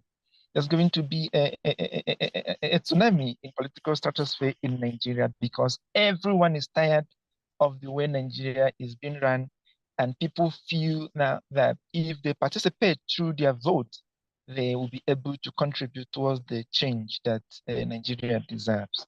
So I can't wait. Collins, let me ask you, from Nigerians living in South Africa, I mean, I know you've experienced a number of you have experienced xenophobic attacks, coupled with other violent actions against Nigerians. What's your assessment on the performance of the current APC-led administration in the last 7 years with respect to how Nigerians have been treated in South Africa and in other countries where you have Nigerians living in the diaspora? And how do you think this will be a factor in the forthcoming elections? To be honest with you, I've been living outside Nigeria for the past or more, and then I've also experienced xenophobic attack on a personal level. Beside the fact that we experienced it as a community, having led the community from the provincial level now to the national level where I'm the president, I've experienced it firsthand. And in the past, I would like to, if to be honest, the Nigerian government intervened. You know, in so many occasions, Nigerian government intervened, and even when the Minister of Foreign Affairs, Onyama, you know, had to come down here to meet with his counterparts here in South Africa to discuss the issue of xenophobic attacks on how it can be resolved. So the present government have tried, you know, trying to show support for Nigerians living in South Africa, but it wasn't, I would say it's not good enough. It's not good enough. And we are hoping that whichever president that is coming in or the administration that is coming in would do better than what we have received. But the current administration tried to resolve the problem between Nigerians and the host state. I know you have families living here, like other Nigerians that have families living here. And we have reported what is on the front burner at this point in time has to do with the Naira redesign policy of the central bank government in order to prevent vote buying and other related or associated issues with regards to the next general elections. And this is affecting Nigerians. In fact, there's been an eruption of violence, protest, and crisis, civil unrest in some parts of the country because of this policy. And how do you think this will be a factor in the forthcoming election? First and foremost, I do think that it's the policy is not well thought out, you know, the way it's been implemented. Let's take South Africa, for instance. South Africa changed its notes I think it's about 2 years ago, but the old note is still in circulation.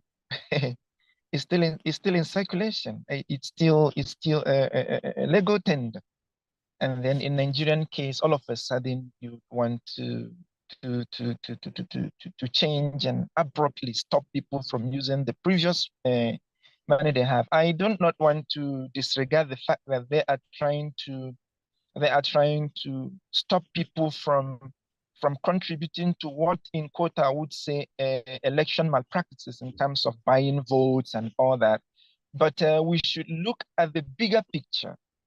We should look at the bigger picture. How would it affect Nigerians, ordinary Nigerian on the street, ordinary Nigerians that only depends on selling, a Nigerian woman that depends on selling this and this to take care of his family? How does that affect such kind of a person? Would use it to measure what they are trying to avoid, which is vote buying and something like that. So I think it's not well thought of. It's something that if they wanted to implement that or have that to play, it's something that should have been in place for a very long time. By this time, then there won't be any need to use the old note anymore because it has disappeared in one way or the other, and the new Naira note has saturated the economy. So I think the way it's going to affect the election is the fact that,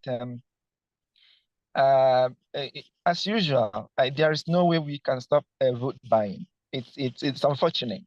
It's unfortunate, but there is no way we can stop it because people are hungry. Yeah. People are hungry. There is no way you give a hungry person, you know, a hungry woman who has 4 or 5 kids, doesn't know where the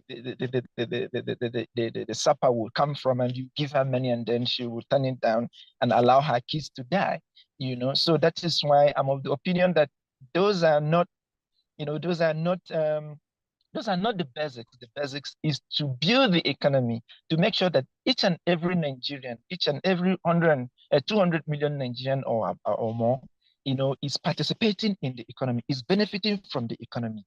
God has given us the resources, you know, for everyone to benefit from the economy. We just need leaders who are capable, leaders who are sensitive to the plights of Nigeria, who can think of the future and not just what they will grab now and for their children, to make sure that the people are, are taken care of. There's been several calls by many Nigerians in the diaspora that it's high time that Nigeria told the path of other countries in Africa that allow their citizens resident in other countries to exercise their franchise in their home countries. But the Independent National Electoral Commission in Nigeria has said that it does not yet have the enabling laws to carry out diaspora voting in these forthcoming elections. How has this been taken by Nigerians in the diaspora? And what do you think should be done at this point in time to ensure that diaspora voting is enacted in Nigerian laws? I want to begin by saying that it's quite unfortunate. It's quite unfortunate that 20 million Nigerians in the diaspora, it's quite unfortunate that 20 million or more Nigerians are disfranchised in Nigeria. It's unbelievable. It's unbelievable. And these 20 million Nigerians are contributing to the economy through their remittance to Nigeria. The amount of money that these Nigerians in the diaspora are contributing to the economy is even helping the people more than our main source of revenue in Nigeria. So it is very, very important that the federal government does something quickly that will make sure that Nigerians in diaspora exercise their political and democratic rights in terms of voting. South Africa, for instance, they do vote in diaspora. Why can't Nigeria do that? Nigeria has the resources to make sure that that happens. So we are not happy. We are not happy that we are disfranchised. We have to travel to Nigeria for just to cast a vote and then come back. Does it make sense? It doesn't make sense to the richest economy or to the biggest economy in the continent. It doesn't make sense. So we are pleading with them. I want to use this medium to plead with the Nigerian government to allow that law, to be passed so that we can exercise our rights in diaspora. Let's look at the major contending elections from the view of the Nigerians in diaspora, especially based in South Africa. What's their view on the personality of the candidates? Okay. I also would like to state that Nigeria, South Africa does not affiliate to any political party. Number one. So whatever I'm saying here today is me as Collins, and not as the president of Nigerian Union. And my opinion does not represent the organization. The reason for this is because we have members who are from different parties. Some are from APC, some are from PDP, and some LP and all that. But looking at the three main contenders in this election, which is the P2B from LP, Abubakar from PDP, and Tinubu from APC. These are the three main contenders that we have seen so far based on the statistics and numbers and what's going on in Nigeria. I'm sorry if other political parties feel that I'm playing down on them, not exactly, but I want to look at these three. I want to use these three as an example.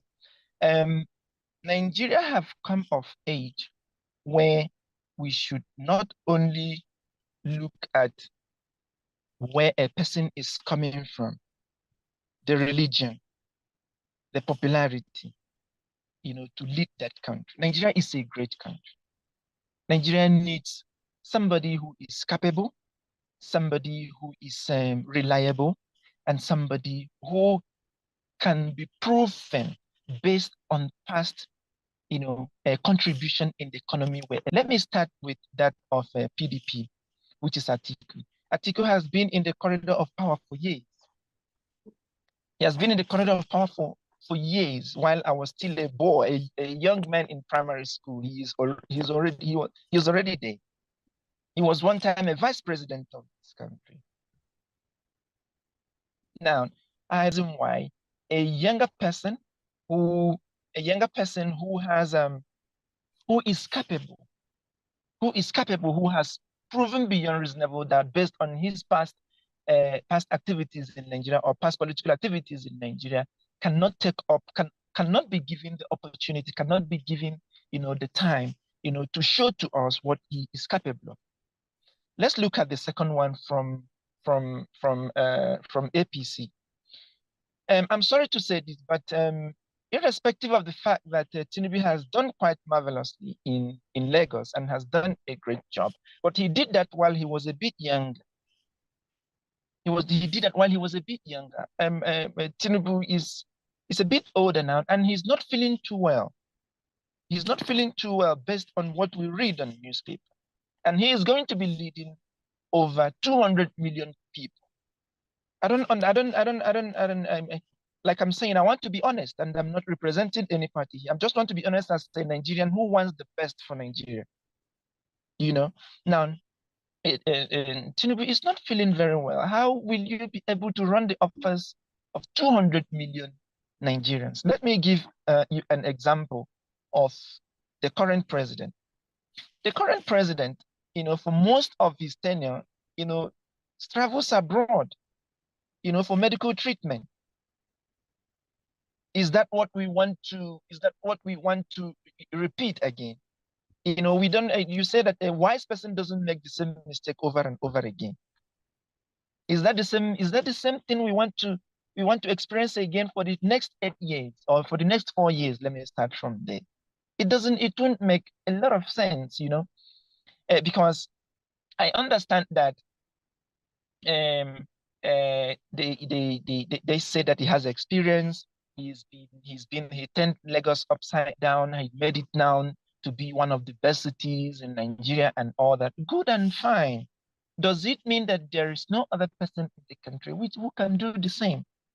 I am not saying that there is any. I'm not saying that there is any angel in Nigeria who is going to come up and turn Nigeria around. No, it's still going to need us, the citizens to assist.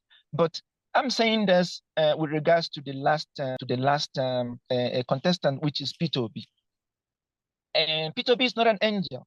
And if any person should come today and tell you that Peter Obi is going to turn Nigeria into El Dorado, and Peter Obi is going to make Nigeria to be like a utopian society, that person will be lying to you, because for that to happen, it's not something that will happen in 4 years. And in trying to make is, I feel that based on his precedence when he led Anambra State and some of the things he did, and the money he left, the investment he made for the country, and up to date, they've not been able to hold him, for any crime or any fraud or any mismanagement, misappropriation. I feel that he should be given a chance. Let us as Nigerians give him a chance and see what is it that he can do. So that's my analysis of the three candidates. Thank you so much, Collins. Let's also look at other issues. Surrounding the presidential elections, and the issue of ethnic influence and religion. Questions are asked: Will these be a factor that may impact these elections in terms of where these candidates come from, ethnicity and religious leaning? Of course, it has always influenced Nigerian election. It will always influence Nigerian election. Nigeria is developed to a point where we look at ourselves as a nation, as one people, not as tribal segments of a state, because that has always been the problem of Nigeria.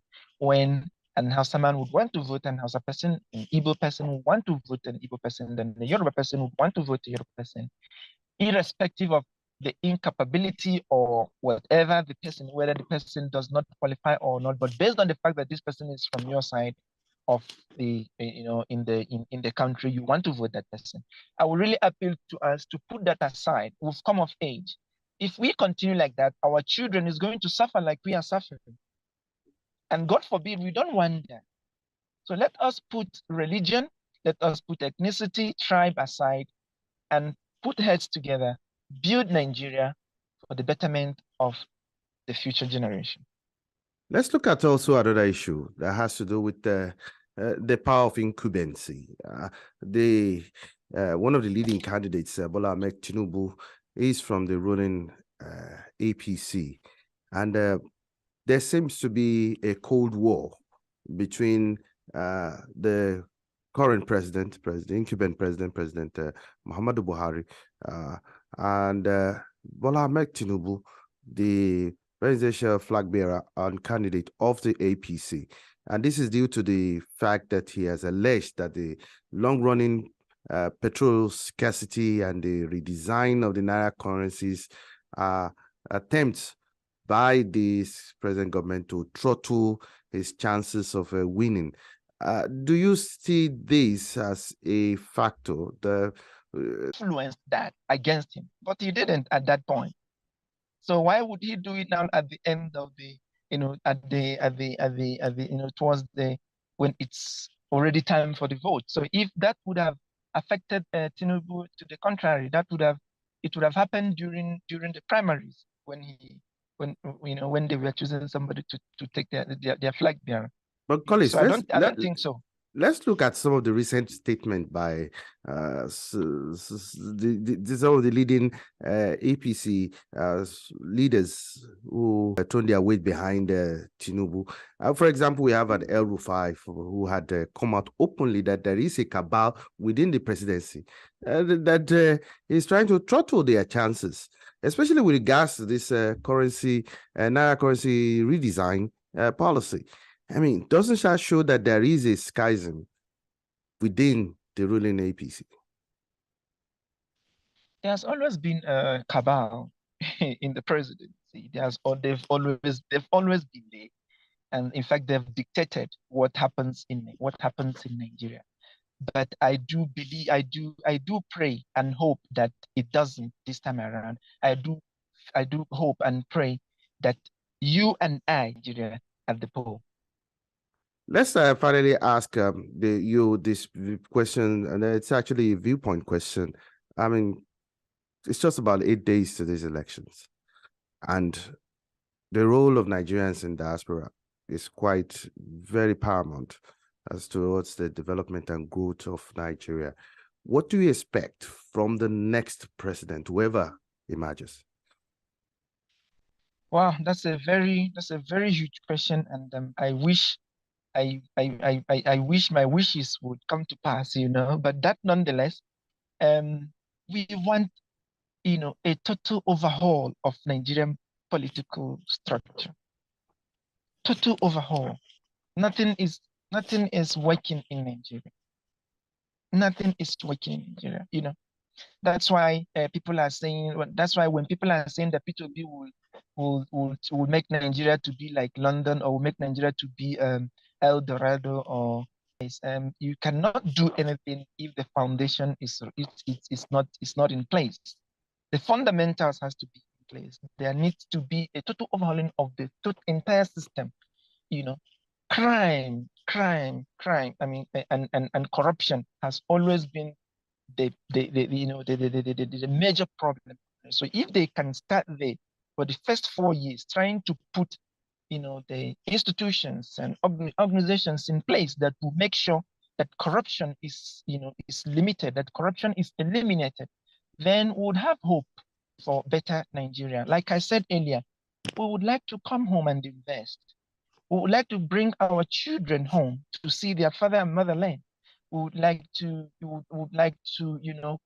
some of us would like to come home, to come back home and stay, relocate back to Nigeria. But some of us are afraid. There is an issue of security, there is issue of electricity, there is issue, it's just a mess. So we are hoping that the new government would start from scratch and put in place institutions, organizations, and structures that will eliminate corruption. From there, we can build other things. Collins Thomas Mbo, the President, Nigerian Union, South Africa. It's a pleasure to have you on Sahara TV.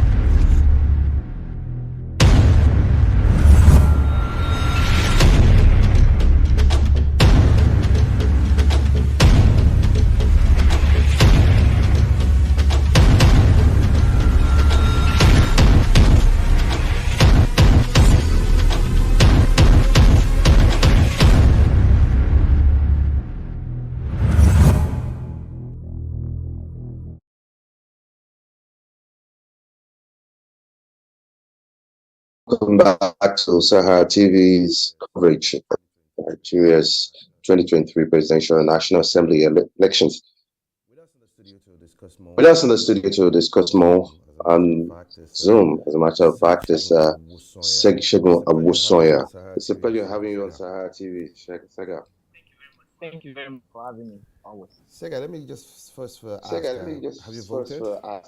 have you voted? Yeah, I have actually, and it was smooth.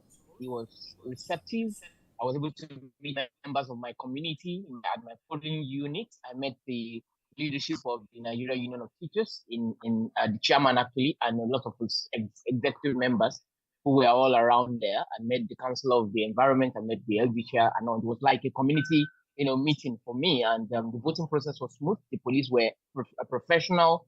The INEC officials and the agents, party agents, were all collaborative and cooperative with the process of the election, and it went smoothly.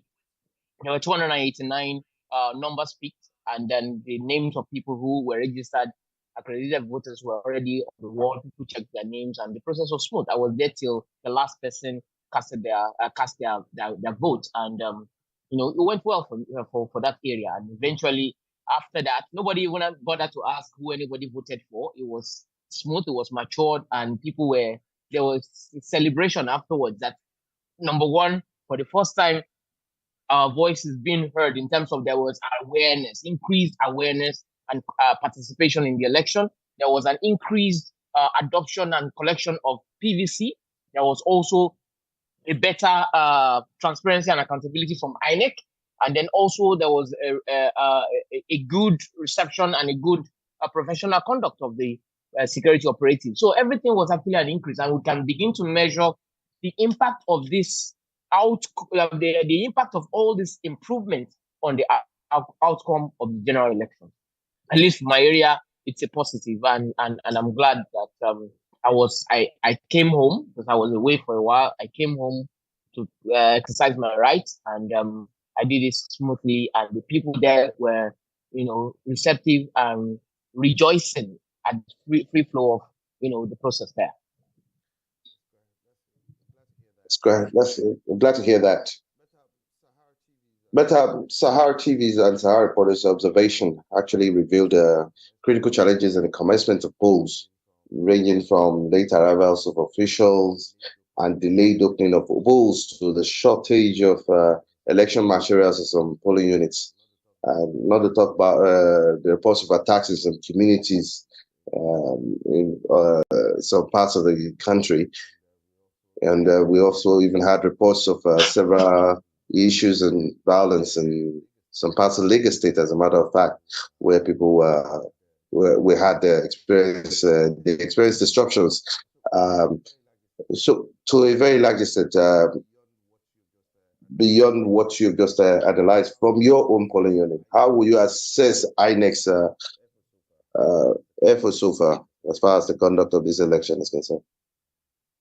I will still want to stay on commending INEC for ensuring whatever logistic problems they may have, which is expected anyway, because as we speak now, you know that logistically, there are certain difficulties we have with, money.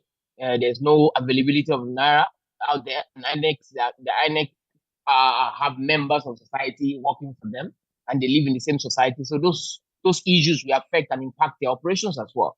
When people were claiming and kicking that certain people should not be involved in the distribution of the elections, I hope that we know the implication of that. Apart from the fact that the person being partisan, INEC wasn't referring to the person; it was referring to the logistics chain within that particular community.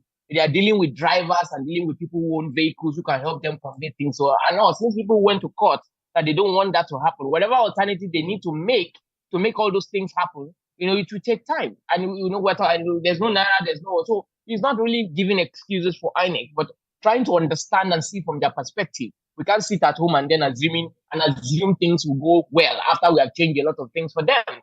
It's a lot of work. Nigeria, how many polling units we're dealing with here. So that's on the one hand.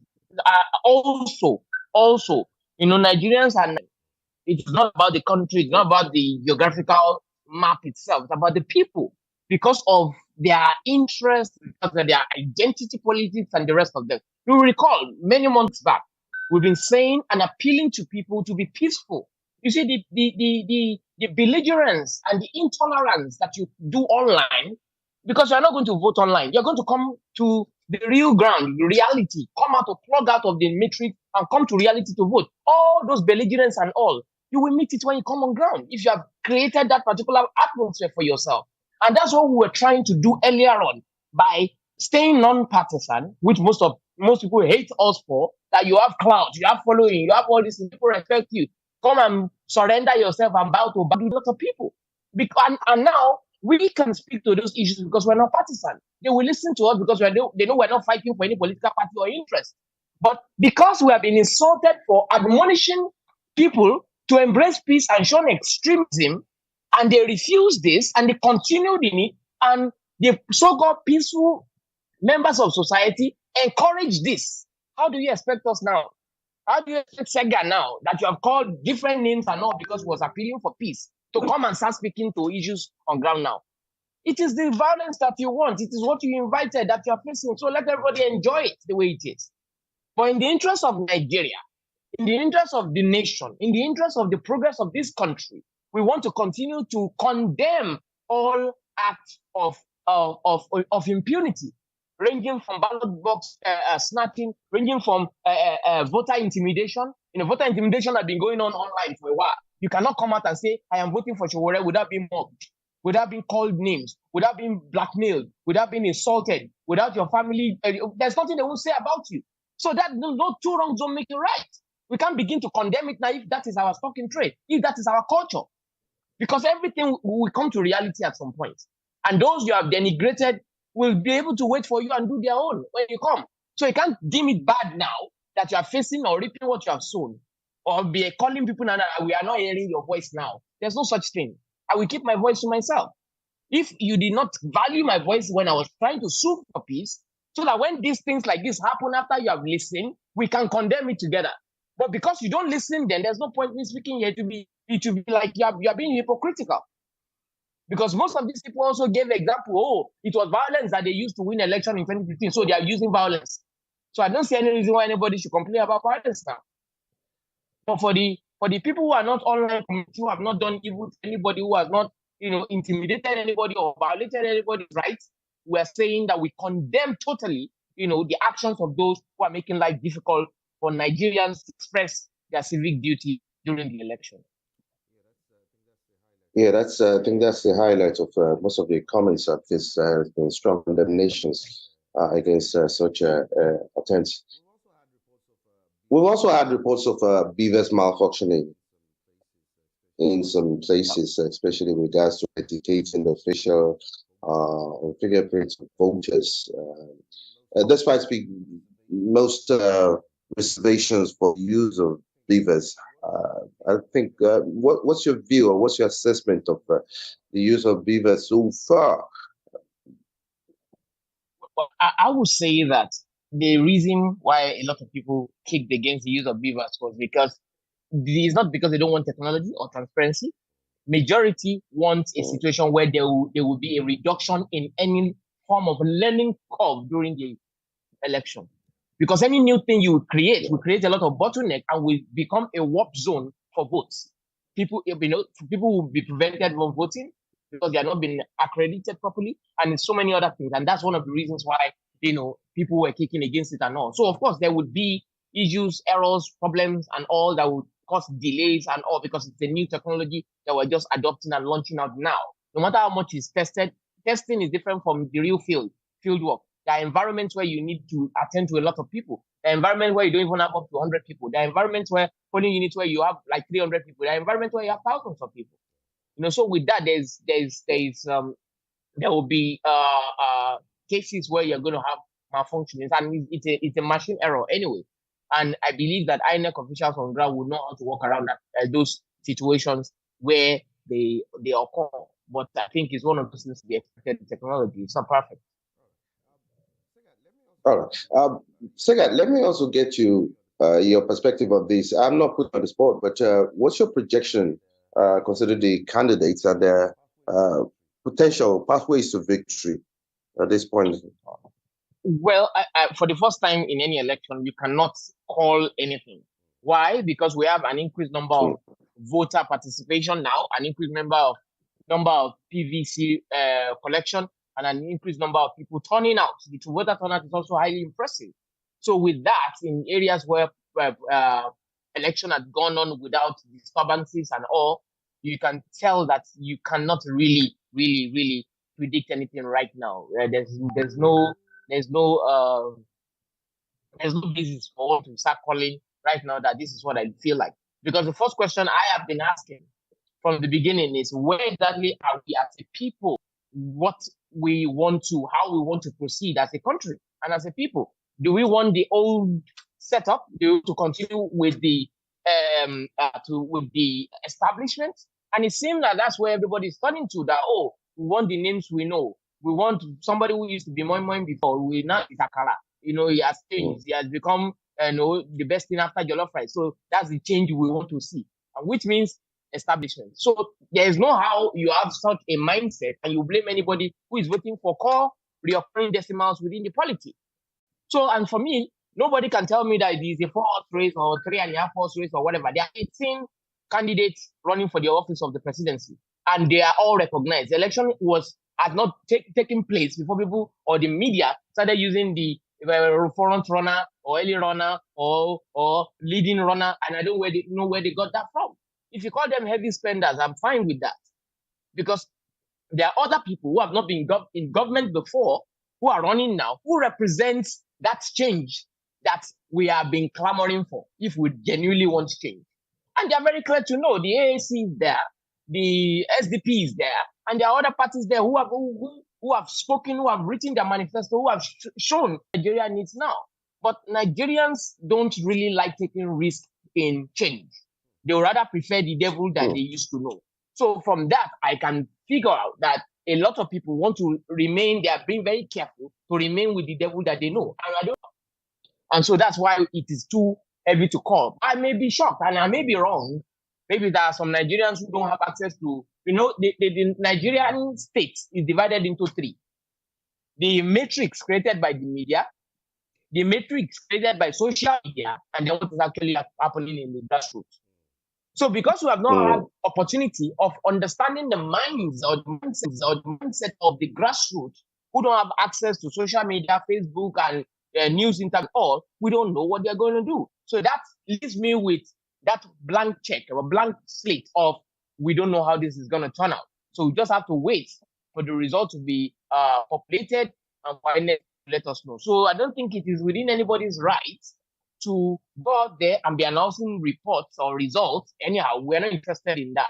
We're interested in what the officials say that they've gathered so far and where elections have taken place and where elections have been disrupted. What exactly are they going to do, about the people's vote in such areas? That's what we're interested in. And I think we can be patient enough to analyze further based on as things trickle in from INEC, not from individuals, not from partisan elements who just want to project their own candidates and the rest. I am interested in the goal. I've always been interested in the progress of our country. I've always been interested in nation building, regardless of who becomes president. And I also know that no magician or no politician is going to come and do any magic out there. We all have to join hands together to build this nation. So it's not about a messiah. We don't have a messiah. There are no messiahs out there, waiting to come and save us as a people. We ourselves need to change our mindset and change our country and build it for our children's sake. Thank you. Yeah. Now, you've actually expatiated a lot with regards to the establishment and the real situation on the ground, especially with Nigerian politics. I'd like to get your perspective on this, considering the fact that in modern Nigerian history, the country has been dominated by the APC parties, almost to the exclusion of the other political parties. And we have more or less created a nearly two-party monopoly of power in the country, especially with regards to both the executive, national, as well as the state level assemblies. The viable third-party options have not been able to really break through. Is it going far-fetched to say that it's too late for that to happen, especially changing the trajectory at this time? Say that if you are going to trace the trajectory, you will know that within the history, there is nothing that has happened phenomenally within that political sector that we're not involved in. Remember when PDP became complacent and they were more or less tending towards a unity party? It was going to be the only party in Nigeria. It was us that strategized the merger after many failures on the part of politicians to create a mega party. It was us that designed the APC. But the APC we designed is not the one they implemented. We designed an alternative political party and not an opposition party. But at the end of the day, by the time they were executing that one, after the success of the merger, they brought out an opposition party. We became, vindictive. We became vampirious, if there's any such word, that became antagonistic. And eventually, when they were given power, they could not even deliver much, based on their promises. And again, we decided in 2019, after the mistake of 2020 had been made, that let us correct this mistake. Let the young people come together and create a coalition. But there wasn't an agreement, even though people like Chiwore, people like and some other candidates right there as at that time were willing to say, look, if I find somebody who mirrors my aspiration and all, why not step down for the person and call that person? I was on that board. Dr. Christopher Kolade was on that board. Several other respectable Nigerians were on that board.